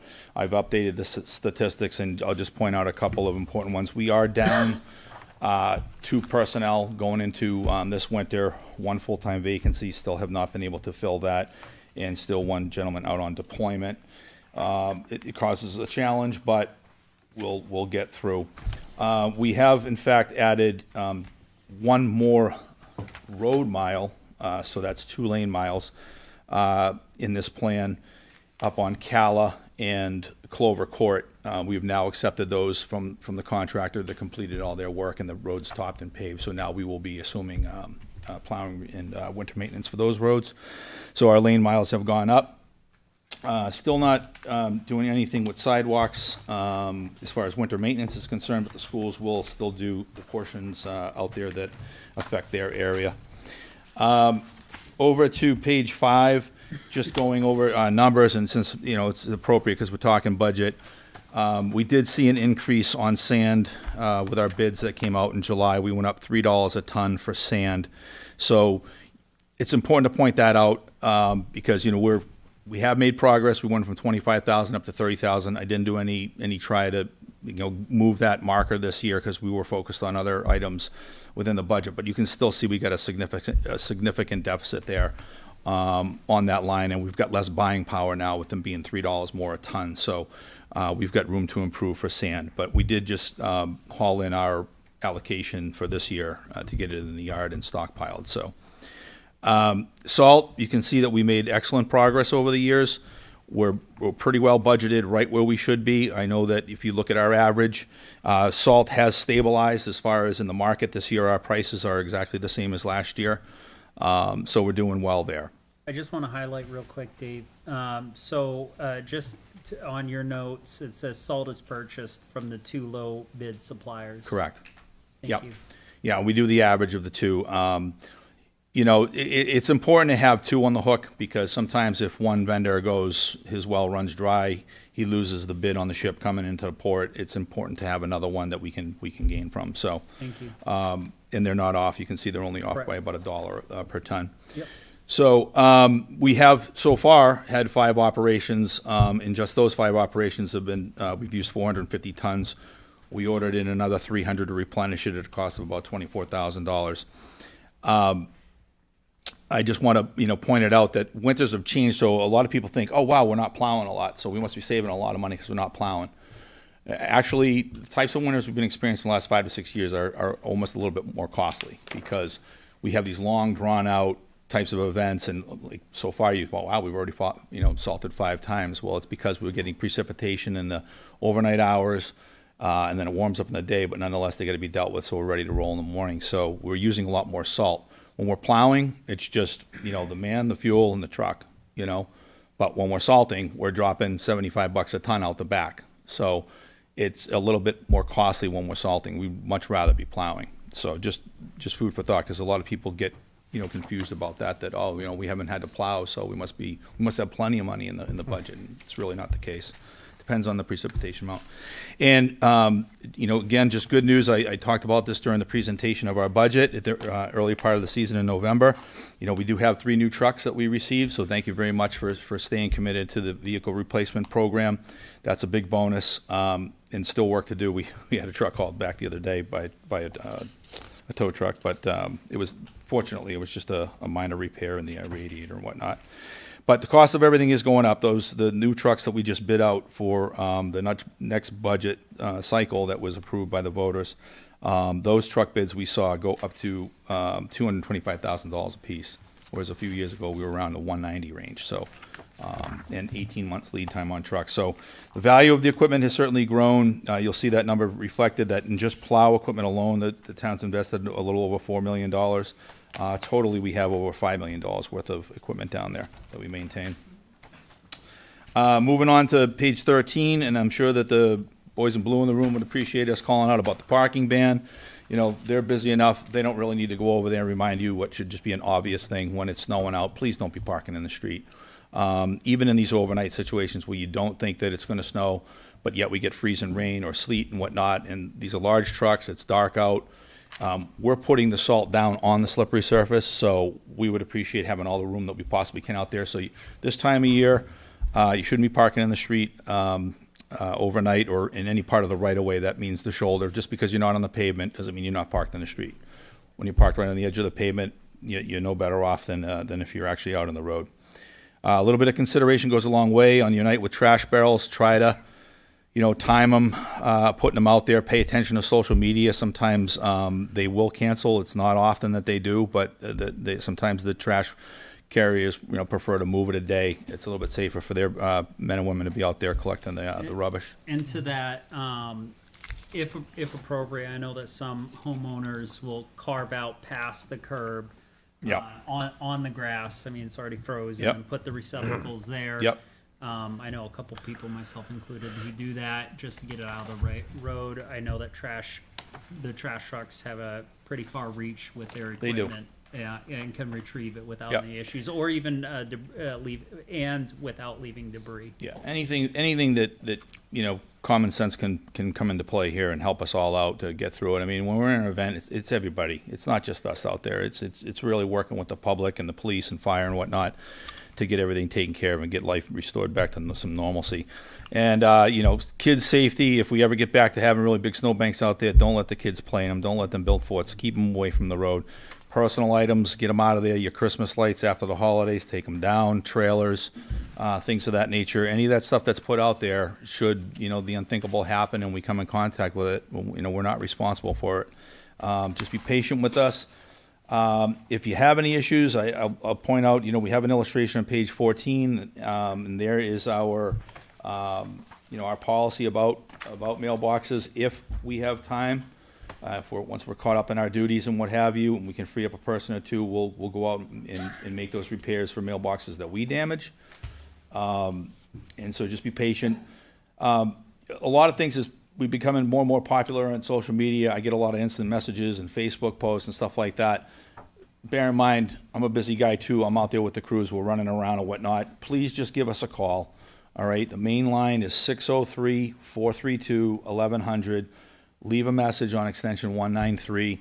You know, Donna and Denise are really good at transcribing all that information. We create a working document too, so that we know that we've been there. So when you say we've hit it 12 times, we can actually look back and say, yeah, no, this is our second time in, 10 years. We're sorry. But, That's a great spot for updates. I recommend everybody follow that account if they're on there, just because you guys do such a wonderful job Thank of letting you. us know when stuff's going on. Yep. Yeah, I mean, in the throes of it, it's really good information. We really pump out everything that we know. We want the public to know because, again, I feel that we're all in it together. So if trash is going to be delayed, that's an important notification. Schools, being called off, that's an important notification. Trees down, got a road closed, that's important because that way it frees up people and resources. Communication is key. In the partnership with the other departments that have Facebook and social media, also there's cross sharing. Excellent. There's Yes. sharing with all the departments. There's a fantastic back and forth between all of the three agencies involved with keeping the town safe. So yeah, I speak high volumes for police and fire on that in that regard too. Yeah, they're excellent. Thank you. Again, this document is going to be on our website on the DPW. After this presentation, it'll be up by the end of the week. So on page 17 and 18, you'll see the names of the drivers and the people that are on your routes. Familiarize yourself with who they are. Just remind you that these are people plowing your roads, not trucks. So, they're out there, they're working hard, they're trying to do a really good job and get your street tidy so that you can leave your property. So, refrain from obscenities and throwing things at them and everything else with a nice cup of coffee or some cookies. We never turn those down. You don't throw the coffee at them. Yes, exactly. Yes, preferably not. And I know sorry, John. I know that there had been conversation from the council doing ride-alongs with PD and fire. I would also highly recommend during a winter storm for the council to spend some time with either your route driver and Dave, not to volunteer. Yeah. I know Dave had also suggested multiple times that and ride along with him. Absolutely. I think it'd be a good educational opportunity. Thank you. Yep. John, you were going to say something? Adam's great. Adam's get to visit with him. And he's kind to everybody. He's excellent. So thank you for he's the only guy I get to observe, and he does a great job. Thank you. I'll make He sure does that a majority of the receives cul-de-sacs. Or he has a significant amount of calls. He does, but as you'll see, if you review all of the routes at the back, it shows who has how many cul-de-sacs, dead ends, what their lane miles are, and they all have a good each route is unique in Correct. itself and has its own challenges. But fact is 185 years of service there working for the town of Londonderry with everybody, and that's just our guys. We have some great temps that work for us as well, that drive our equipment, that work for us directly, and then we have our contractor that provides 3 pieces of equipment, and they're fantastic as well. So it's a really total team effort. And again, it's just a big thank you to Donna and Denise. They're kind of our front line. They're the first ones that got to take, kind of get people to kind of come down a notch, relax, it's okay. Get all their information dictated and created into a work order. So please be nice to them because, if you can't be nice to them, then, we'll see where you're ranking when we get your work order done. But there's really no need to make it personal. I mean, it's winter's tough. We understand it. And there's, we've been talking about elderly and stuff like that. They can't get out there and repair the mailbox, and we don't want them out there doing that. It's work, and we understand the dangers of working in, around, and on the roadways. And, we just prefer that we'll take care of it, so we don't want anybody else getting hurt, so. And Dave, their professionalism, your whole staff is a direct contributor. It is directly because of it, mostly from your leader from who they are and your leadership. So thank you. I appreciate it, but it's my job is easier because of how hard they work and how good they do their job. Course. So it makes my life a lot more easier. To talk to people and sometimes defend and sometimes support and whatnot. And usually, in my experience in Londonderry has been tremendous because we've all seen things through and we get things fixed right and everybody agrees to disagree or gets along at the end of it. So that's the goal. All right. Thank you All right. very much. Thanks for Any your questions time. from the council? Any questions? No. Thank you, sir. Okay. Keep up Thank the you. good work. Yep. All right, business ordinance 2024-13. So this is a first reading regarding extending the Londonderry Commercial and Industrial Tax Incentive Program. Ms. Kelly Karen. Motion to waive first reading. Second. Again. All right, so I have a motion and from John, second from Ron. All in favor, say aye. Aye. Any opposed? First reading waived. Allocation of ARPA funds, Mr. Campo. And Mr. Salidas. Prior to getting into that, I sent you guys an email about a resident with a potential warrant article regarding motor vehicle tax or motor vehicle registrations. I'm not sure if you guys want to discuss that at all. I got passed over during budget season, and he's here. I read into that RSA. It was kind of confusing and convoluted. He'll be able to What would speak that more $5 about it. potentially be used towards? He'd be able to speak more about it if you guys are okay with bringing him up, or Are they here? Basically, it's a proposal from the Senior Resource Committee to put a fee on the motor vehicle registration in town, and then to exclusively use those fees to support the senior center, senior needs, I guess I would say. Oh, okay. I guess I didn't Yeah, read into it as Have I that got that direction. about right? Yeah, For senior needs for transportation. we just got that, and I guess I'd like more time to think about Yeah. it, but I thought I read it I as think what he's going towards asking, transportation and so he's up against a timeline here, so he's got a couple options. He can go to a citizen's petition Yeah. and put it on, work with our attorney and put it on and ask for it to be approved. I forget, was it $5 a vehicle? $5 a vehicle, so when you go to register your car, you pay this $5 Right. fee, and then it will go into a transportation fund for senior residents. I guess the issue is that the cart, thank you, that the cart isn't as reliable as it could be, and this would put us in a better position to help service transportation for the seniors. Are there I think I'm other- getting that right. are there other ways to fund that besides just that? I mean, We've tried other things. It doesn't really work that well. okay. He has a very detailed presentation on it and everything, and I think what they're looking for is will we, if we will, I think what they're looking for is if we will entertain it and possibly move it to the ballot, that would be one thing. If we're not willing to entertain it, then they've got to get moving on a citizen's petition pretty quickly. Do we have? Have I got that all right? So can I just ask a quick question real quick? Actually, I interrupted you. Please go ahead, Ted. My question is, do we know how many registered vehicles that we have in town? I think there's someone here that does. So about 44,000, give or take. So, to my question regarding timeline, so citizens petitions are due what date? The second Tuesday in January. Second Tuesday in January. And then can a citizen's petition be pulled back past that deadline? Past that deadline, no. Okay. We ran into that issue. 200,000 a year. We ran into that issue a couple of years ago where the individual put a citizen petition on, and then the council put a similar warrant article on, and we had to zero one of them out so that we weren't doing it twice. So once the citizen petition is on and past the deadline, I think it may even be once it's submitted, we Okay. can't pull it back. But I'm not 100% certain on that. I just know past the deadline, it can't be pulled back. What are the council thoughts? I just got the email today. Can- Yeah. So I mean, I need time to. And I guess I'd I want to can know. do where it. we Can are. he provide a little more information? Sir, if you wouldn't mind Sure. coming up. I mean, And again, I apologize. I I meant to don't- bring this up yeah, I during the know, public hearing. I'm not suggesting we do anything, I'm just I just, giving you. I'm not. Getting more information Yes, is always healthy, so. Just a couple of things. I think it's been pretty well, it's a pretty simple process, but. For the community, do you mind just your name and? Oh, John whoever- Wilson, Tranquil Drive. Thank you, sir. Yeah. The charter or and the Senior Resources Committee is basically, what we do is to make recommendations to you folks for new services and so on for the seniors in town.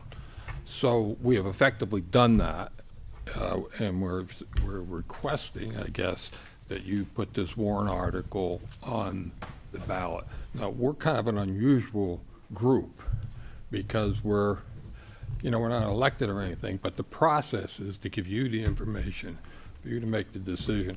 So it would be much easier at this late date if you would put the warrant article on the ballot rather than us trying to run around and get the petition signed, which is not really in our charter to do. So when's our next town council meeting? It's the 6th of January. All right, so I'm trying to think outside the box here. What if we asked the attorney to draw up a warrant article that could turn into a citizen's petition? What's the deadline for citizen's petition? Date. Second Tuesday, it's January 14th, so the next. So that would give them a week. Yep. If we decided not to do it. So have her draw it up and say, this is what it looks like as a warrant article, but easily convert it into a citizen's petition if we decide on January 6th not to do it. That's fine by me. I'd want to know, like, do we have another transportation service in line and lined up that we'd be using this money towards? Do we have that kind of facts and data? Well, there's the obvious usage of the money right off the bat would be to, instead of going forward, putting the fee that we pay to CART every year, we put it into that fund and take it out, so you could actually reduce. We're talking small numbers here, but I guess it's about 30,000, isn't it? Something like guessing we would that. have About to- $30,000 that we could move to this fund. And then going forward, the obvious things that we could do would be to expand the CART service. Okay? Now, the advantage of doing that is if there's federal money involved, this money that you're putting into this trust fund, I think it's actually in the reg that it can be used for match against federal money. So in the best case, the match is usually 20%. So we could raise a lot of money. If not, then we could actually contract out for services. A good example would be CART is a curb-to-curb service, okay? And so basically, that covers a lot of people, don't get me wrong, but there are people that need door-to-door service or more. So for example, I haven't really investigated this, but we could probably contract with Easter Seals, which is up in Manchester. They don't normally come down this far, but we could contract with Easter Seals probably to supply that service to Londonderry. Another one is a lot of the towns, not a lot, a couple of them, basically have set up volunteer driver programs with paid drivers that get people to Boston. Right, I think we've looked into that before, and the insurance liability on that I think we'd be was. safer with a reimbursement program. Yeah. There's obviously a lot of problems with that. I'm just giving you a quick Yeah. review of the types of things we could do. So So somehow this got dropped we missed it in the budget process. That's why it's all of a sudden here. Yeah, I mean, if we can have the attorney draw it up both ways, I mean, I'm just worried we don't actually have a service to actually go after So to from a put this money liability to. standpoint, we'd have to figure out the administration of it.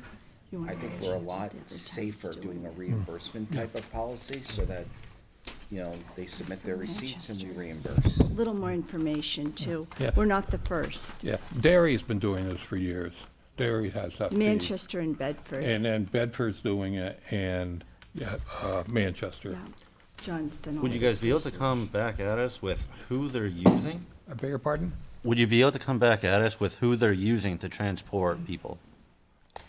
Well, generally it's CART. CART. Like serving southern New Yeah. Hampshire. Okay, that's interesting, because I know in the past, CART wasn't able to provide us with enough service. Ted, we've danced with CART so much through the years, but we have to say that they've really stepped up their game now. What initiated all of this is that CART is doing a phenomenal job now, but they're starting to charge our residents that need this program $2 each way, which doesn't sound like a lot.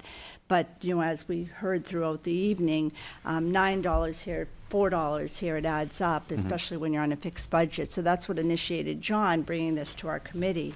And this really is probably the only item we've talked about that will bring money to the budget and to really bring more additional funds in at a relatively low cost to the residents per vehicle. One of the things that's, in terms of transportation, that this particular concept is really good for, is it would be a relatively stable funding process, okay? And transportation systems need a relatively good flow of money, okay? So, because you can't just have a transportation system, get a lot of people using it, and then say, oh, we didn't put it into the budget this year, so you people walk. This will allow us a smooth revenue stream to use, so we can pretty much guarantee transportation out if we put something in place for at least 6 months out, Okay. if you follow my logic. So I agree with John on having the attorney draft proposed warrant article and for further discussion from the council, have it written so that it could be one or the other. Is the So council? the warrant article will be the same. It's just a matter of if you hand it over to them to go find 25 votes or not. Is the council good with that? Yeah. For Janie, and have a further discussion on the 6th?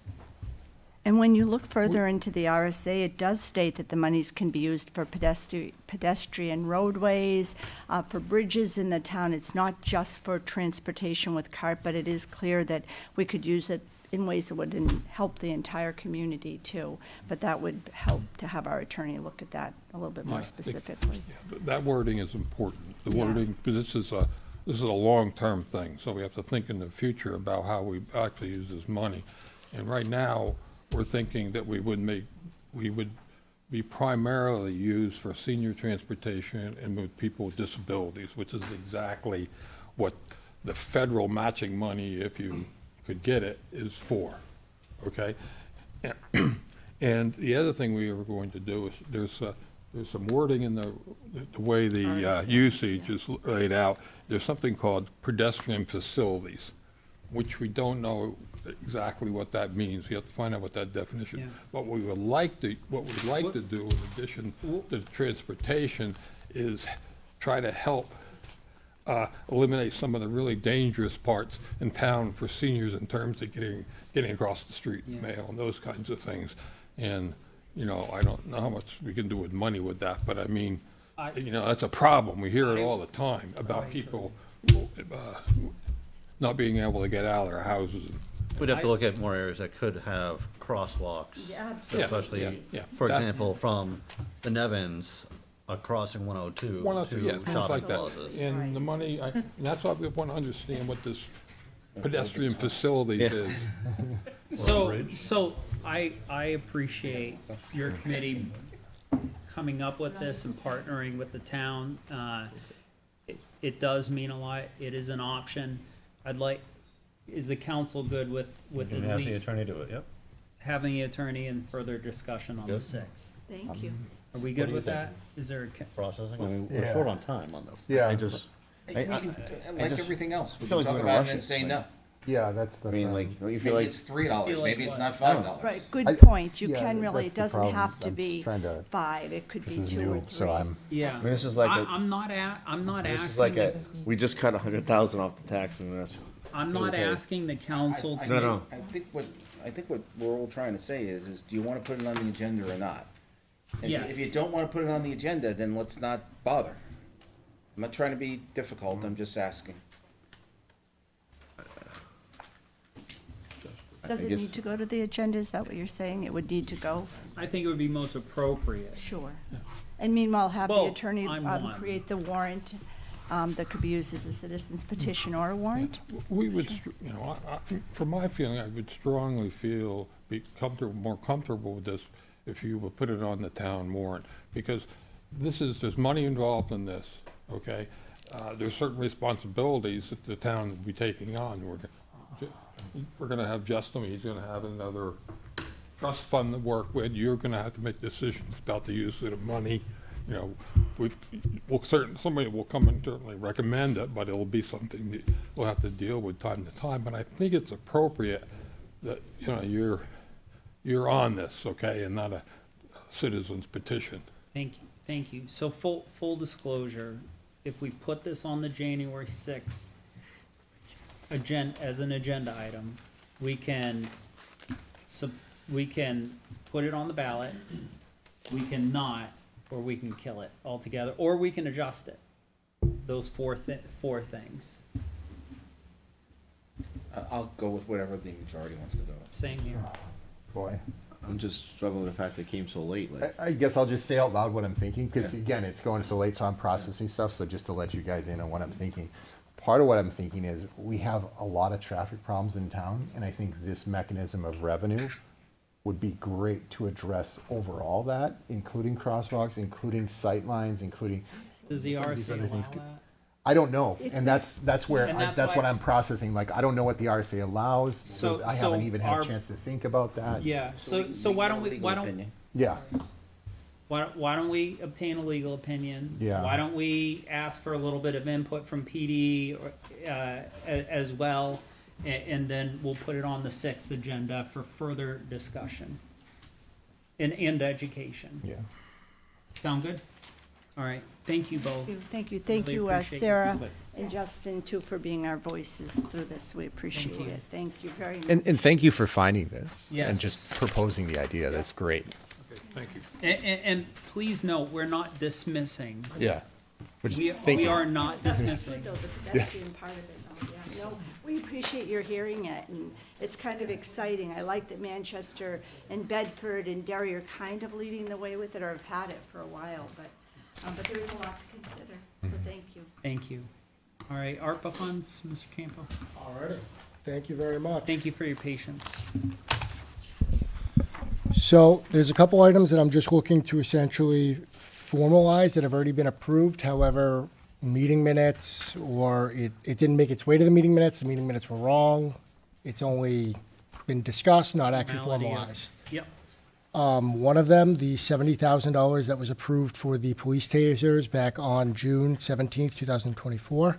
I'm looking for a consensus for the meeting minutes to Yeah. continue the approval. Council, do we have a consensus? You have a consensus? Yes. Yes. Please continue. The next one is the $119,999.97 for the thermal imaging cameras that were approved on April 24th, 2023. And then- Again, in the meeting, you watched the meeting, it says yes, but the minutes don't actually clarify it, so I just want to put it in this one so we have it ready to go. Good way to see why. Council, we have consensus? Yes. All right, thank you. The next one is the ARPA firefighter personnel that we discussed at the budget kickoff meeting. Again, the meeting minutes don't fully clarify it. I'm just looking to get it clarified for the meeting minutes. Council? Yes. Yes? Yes. And I just want to clarify for those minutes, what was the purpose of that one again? Just to, The ARPA, yeah, so the warrant article was to staff at 13. Okay. However, one of the individuals was moved to administration, so 3 of the battalions are at 13, one was at 12. This rectifies that issue within the guidelines of the warrant article. yep, just wanted that Yep. clarified so people know that's what we're, okay. Thank you. You have a consensus on that. Perfect. The next one is the $2 million for the high range water line extension. This was the one that it was going to be part of the warrant article, but then it increased it greatly. We found out that since we already approved this money and it's appropriated, we would be able to remove it. We discussed it in various meetings about how the grant is going to be used as well as this, but I can't find any actual consensus from the council to utilize this. Council? Yes. Yes. Perfect. Now on to the new ones. So these have not yet to be presented. Correct. So, one of the items is a detective vehicle for our COSAP detective. It is a Toyota Camry hybrid, which we'll be buying off the state bid list, where this individual is driving all over the state to rehab facilities, various aspects. This will assist in the gas mileage because it's a hybrid, as well as any potential stigma of somebody that is dealing with substance abuse disorder, openly communicating with a police officer if they were to show up in a marked vehicle. The other aspect is it doesn't run the risk of that vehicle being out and needed for another purpose. Questions from the council? I'm all set. Do we have a consensus to, what was the And these dollar are, amount? and these are, now that we're getting to new stuff, I'm just being more So- clarifying. So this is ARPA funds that we do need to use by the end of the year? Yes. Correct. And these funds were initially earmarked for the rail trail. However, there's additional funding that's required for the rail trail that needs to be put on a warrant article, which means should that warrant article fail, Then we'd have these funds would be. and they That's why I'm evaporate. coming to you in December regarding these. And then when we're through all of these we're going through, there's no more ARPA money, correct? Correct. Okay. What was the council's desire? I'm good with Yes. Good. Good. Dollar amount again, That is for $28,832. council? Good? Yes. All right, thanks. Please continue. The next one is actually intended to assist us with the current warrant articles. We're looking for the traffic patrol officer, to essentially purchase their vehicle that's part of the warrant article now, out of these funds, utilizing the state bid, and it will then remove it from the warrant article's request. How much money is it? This is for not only the traffic cruiser, but also the upfitting. It is for $52,939.50. Almost a penny. Yeah. The issue I have with that is we get into the same rail trail thing where, okay, the warrant article fails, what happens to the ARPA funds? I've already addressed that with Chief Bernard. Okay. And they were planning on requesting increasing their fleet vehicle. And this essentially would take that place if the article were to fail. Couldn't we just designate this for that in the first place? And not related to the warrant article? We could, but then we couldn't take it off the warrant article. that we're I understand proposing. that. For me, I guess I have an issue with changing the warrant article just to make it pass.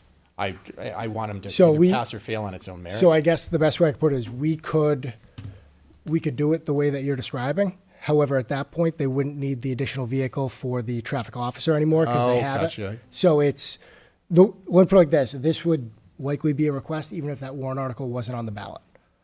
But because it's on there, rather than getting two vehicles, sorry guys, we're only getting one. Sorry, I'm just a little confused on that, so not to be asking a lot of questions. No, but- you're good. So if it doesn't pass, we still need a vehicle, but if it does pass, we still need a vehicle, correct?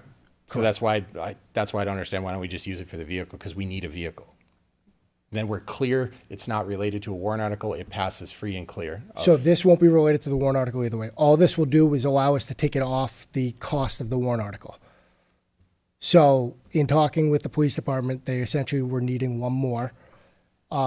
Whether this article passes or not, they needed that. Why can't I rewrite the warrant article just to be for personnel and not include the vehicle? That's what this will do. Okay. But we can still rewrite that, yeah. That's what we'll. In other words, we're Horse apiece, yeah. Yeah, we're rewriting the warrant article, lowering the amount. We're getting the vehicle either way. Yeah, I prefer that. I would prefer that. Yeah. Yeah. That's what we're doing. That's what we're doing. That's what he's Oh, saying. that's what it's That's what I'm saying. He Yeah. needs Okay. consensus And I first. agree with Gotcha. that. So Yeah. do we have a? It also, in my opinion, it also benefits the taxpayers needed because now you to they see explain the it to ongoing cost rather than I that was one trying to listen. upfront. He needs your consensus first, that's all. Correct. In other words, Order of operations. Yeah. you're getting the vehicle either way. Yeah, yeah, yeah. All right, That's I'm good as well. Council, we're good? Good. Good. Good. So the Consensus. 264 will drop to, Minus 52. 939. thank you. Thank you. On both. Yes. Yep. Thank you. Go ahead. The next one is for $7,991.80. This is to purchase and replace 8 picnic tables for the recreation department, which are deteriorating and on their way out, I guess is the nicest way to put it. Consensus from council. Can I ask why a picnic table costs $1,000?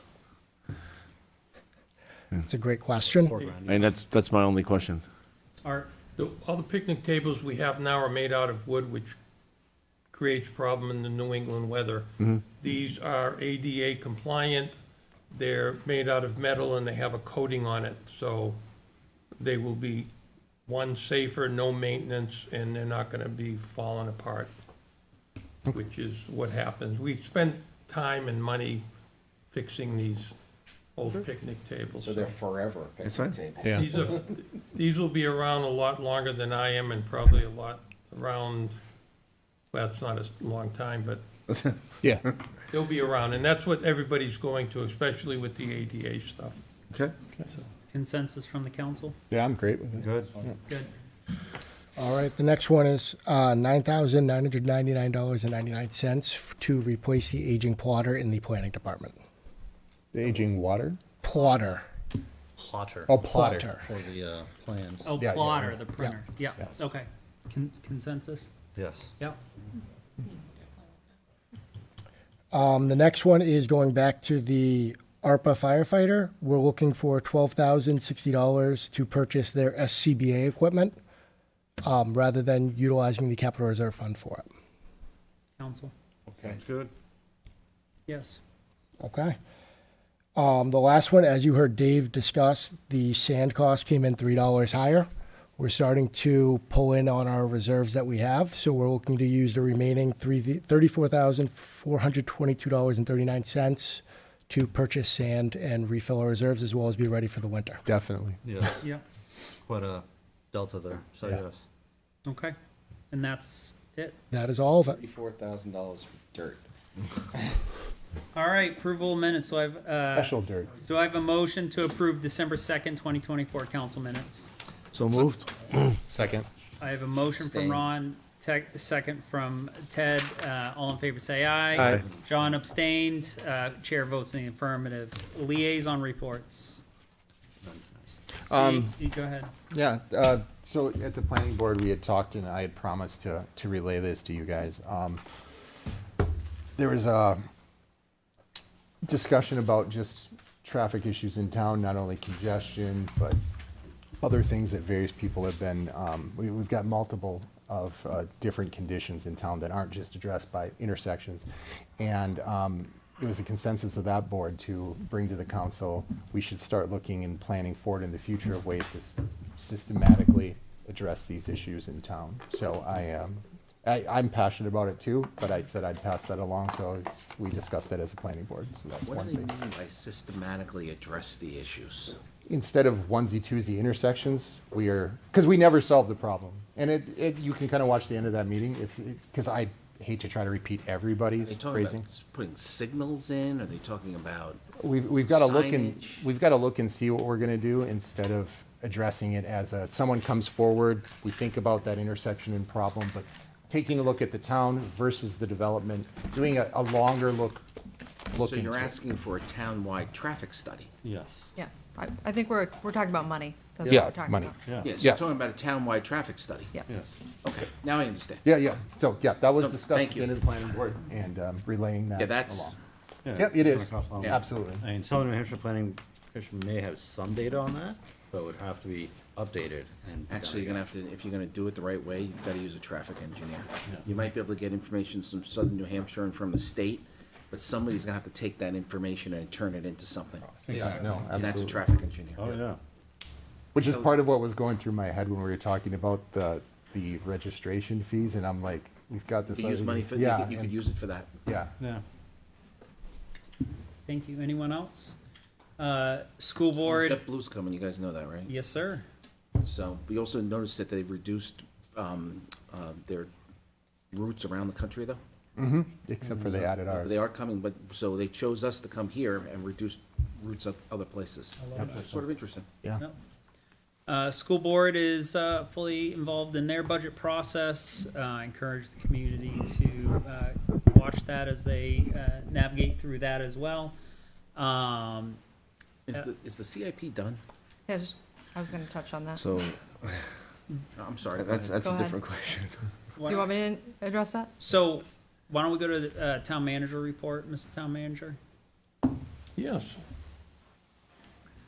As I begin week 3, things have slowed down a bit. Jason, can you just pull the mic to him, please? The difficulty was getting, Thank you. oh, I'm sorry. Getting acclimated to a new computer system, a new phone system. Without her, I couldn't have done it. And it's all acclimated now, except today I get on and they tell me that I got to change my password. I called her again. First thing I did when I settled in was I went to every department at town hall and talked with the people there. I'm extremely impressed with the workers at town hall. Friendly, upbeat, helpful, patient. And most importantly, they seem to enjoy helping the people. I can't express to you how pleased I was to see the caliber of the workers at Town Hall. Concern, which we have already started to address, without an administrative aide up at the town manager's office in that corner of the world, it's not a real warm, welcoming area. We're going to make it more friendly. I'm a firm believer in an open door policy. We're going to put up a sign that check the door. If it's open, knock on the door. He's there. He'll talk to you. We'll put a little sign on the counter directing people. If people come in right now, it could be nobody there. If they just come in and they just stop, there's nobody at that counter and they just stop. So I want it to be friendly. When people come in, it's like coming into any other business, that they'll have somebody to talk to. I've made phone calls. The first woman I called with a traffic concern, the message was October 22nd, and nobody called her back. So as soon as I got my phone going, I called her back and talked with her, and I apologized for being so late. And she didn't seem to be that upset about the phone call not having been returned earlier. I have a general rule of return a call within 24 hours. And then I told her, if I don't, I think this was on Tuesday or Wednesday, so if I don't call you back I'm going to call you back Friday. If I don't, call me. So I called her Friday morning, and she was shocked I called her back. But people want to be heard. They want somebody to talk to, and I can do that up there. It's just, I don't want it like people walking up there and not knowing what to do, who to go to, and I can direct traffic, I guess. There's been some good things going on. Sunday, December 8th, the staff from the town manager's office, rec department, police, fire, public works, and cable worked with the Rotary and Alert to host the annual Santa Parade and Christmas on the Common. On Saturday, December 14th, Cable Access Studio held their annual Santa Live event. This has been happening for 40 plus years. So thank you to all the staff working after hours. And again, Londonderry is a great place to live, which is, we have volunteers time after time come up. The dugout at the Little League field that was broken was taken care of. I don't want to mention names, and it happens all the time. Dan Bouchard, when he did the wood chips at the playground, it happens all the time. So as we approach the budget season, we're going to get into this deliberative session stuff and the town election, which I have no idea about, but we'll find out and we'll figure it out. So I'll return all phone calls. If you guys have a problem, have a concern, call me. Don't hesitate. You have my cell phone number. Just give me a call and we'll get to work on it. I'd rather get the call right away than have it fester. Mm-hmm. Because if you wait 2 days, then it doesn't work as well as, okay, this thing came up, what can you do? That's all. So. Art, I want to say thank you very much for your willingness to continue to serve our community and the dedication you've shown to our residents and our staff. We're in the people business, and the people are our town residents and our taxpayers, and they deserve to be treated with respect. And I've had great conversations on the phone with people. Sometimes I may get a little long-winded, but it's interesting listening to what the people are thinking, what they're doing, and whatnot. Wealth of knowledge out there. So, thank you for your support, gentlemen. Thank you, Mr. Town Manager, Madam Assistant Town Manager. Just to address the CIP question. Yeah, it's the latest I've ever remembered it. Yes, so it's delayed, but we did meet last week. The ranking was done, and I hope to have a hearing at the planning board in January to finalize the document. So I just have a quick question. If it's a longer answer, we don't have to answer tonight. We've got through a lot, but I'd read somewhere that by statute we had to have 6 meetings, 5 or. It's in the charter. Okay. The charter references no less than 6 meetings. I'm not sure. I don't believe we had meetings over the summer. I wasn't here, but I know we didn't have 6. Okay. So that's Thank what you. that's referring to. It's in the charter. Okay. Just confirming. Thank you. Anything else? That's all I have. All right, so folks, next meeting is January 6th, followed by January 20th, 7 p.m. for both here. I'll accept the motion to adjourn. So moved. Second. Motion from Ted, second from Sean. All in favor, say aye. Aye. Any opposed? We are adjourned.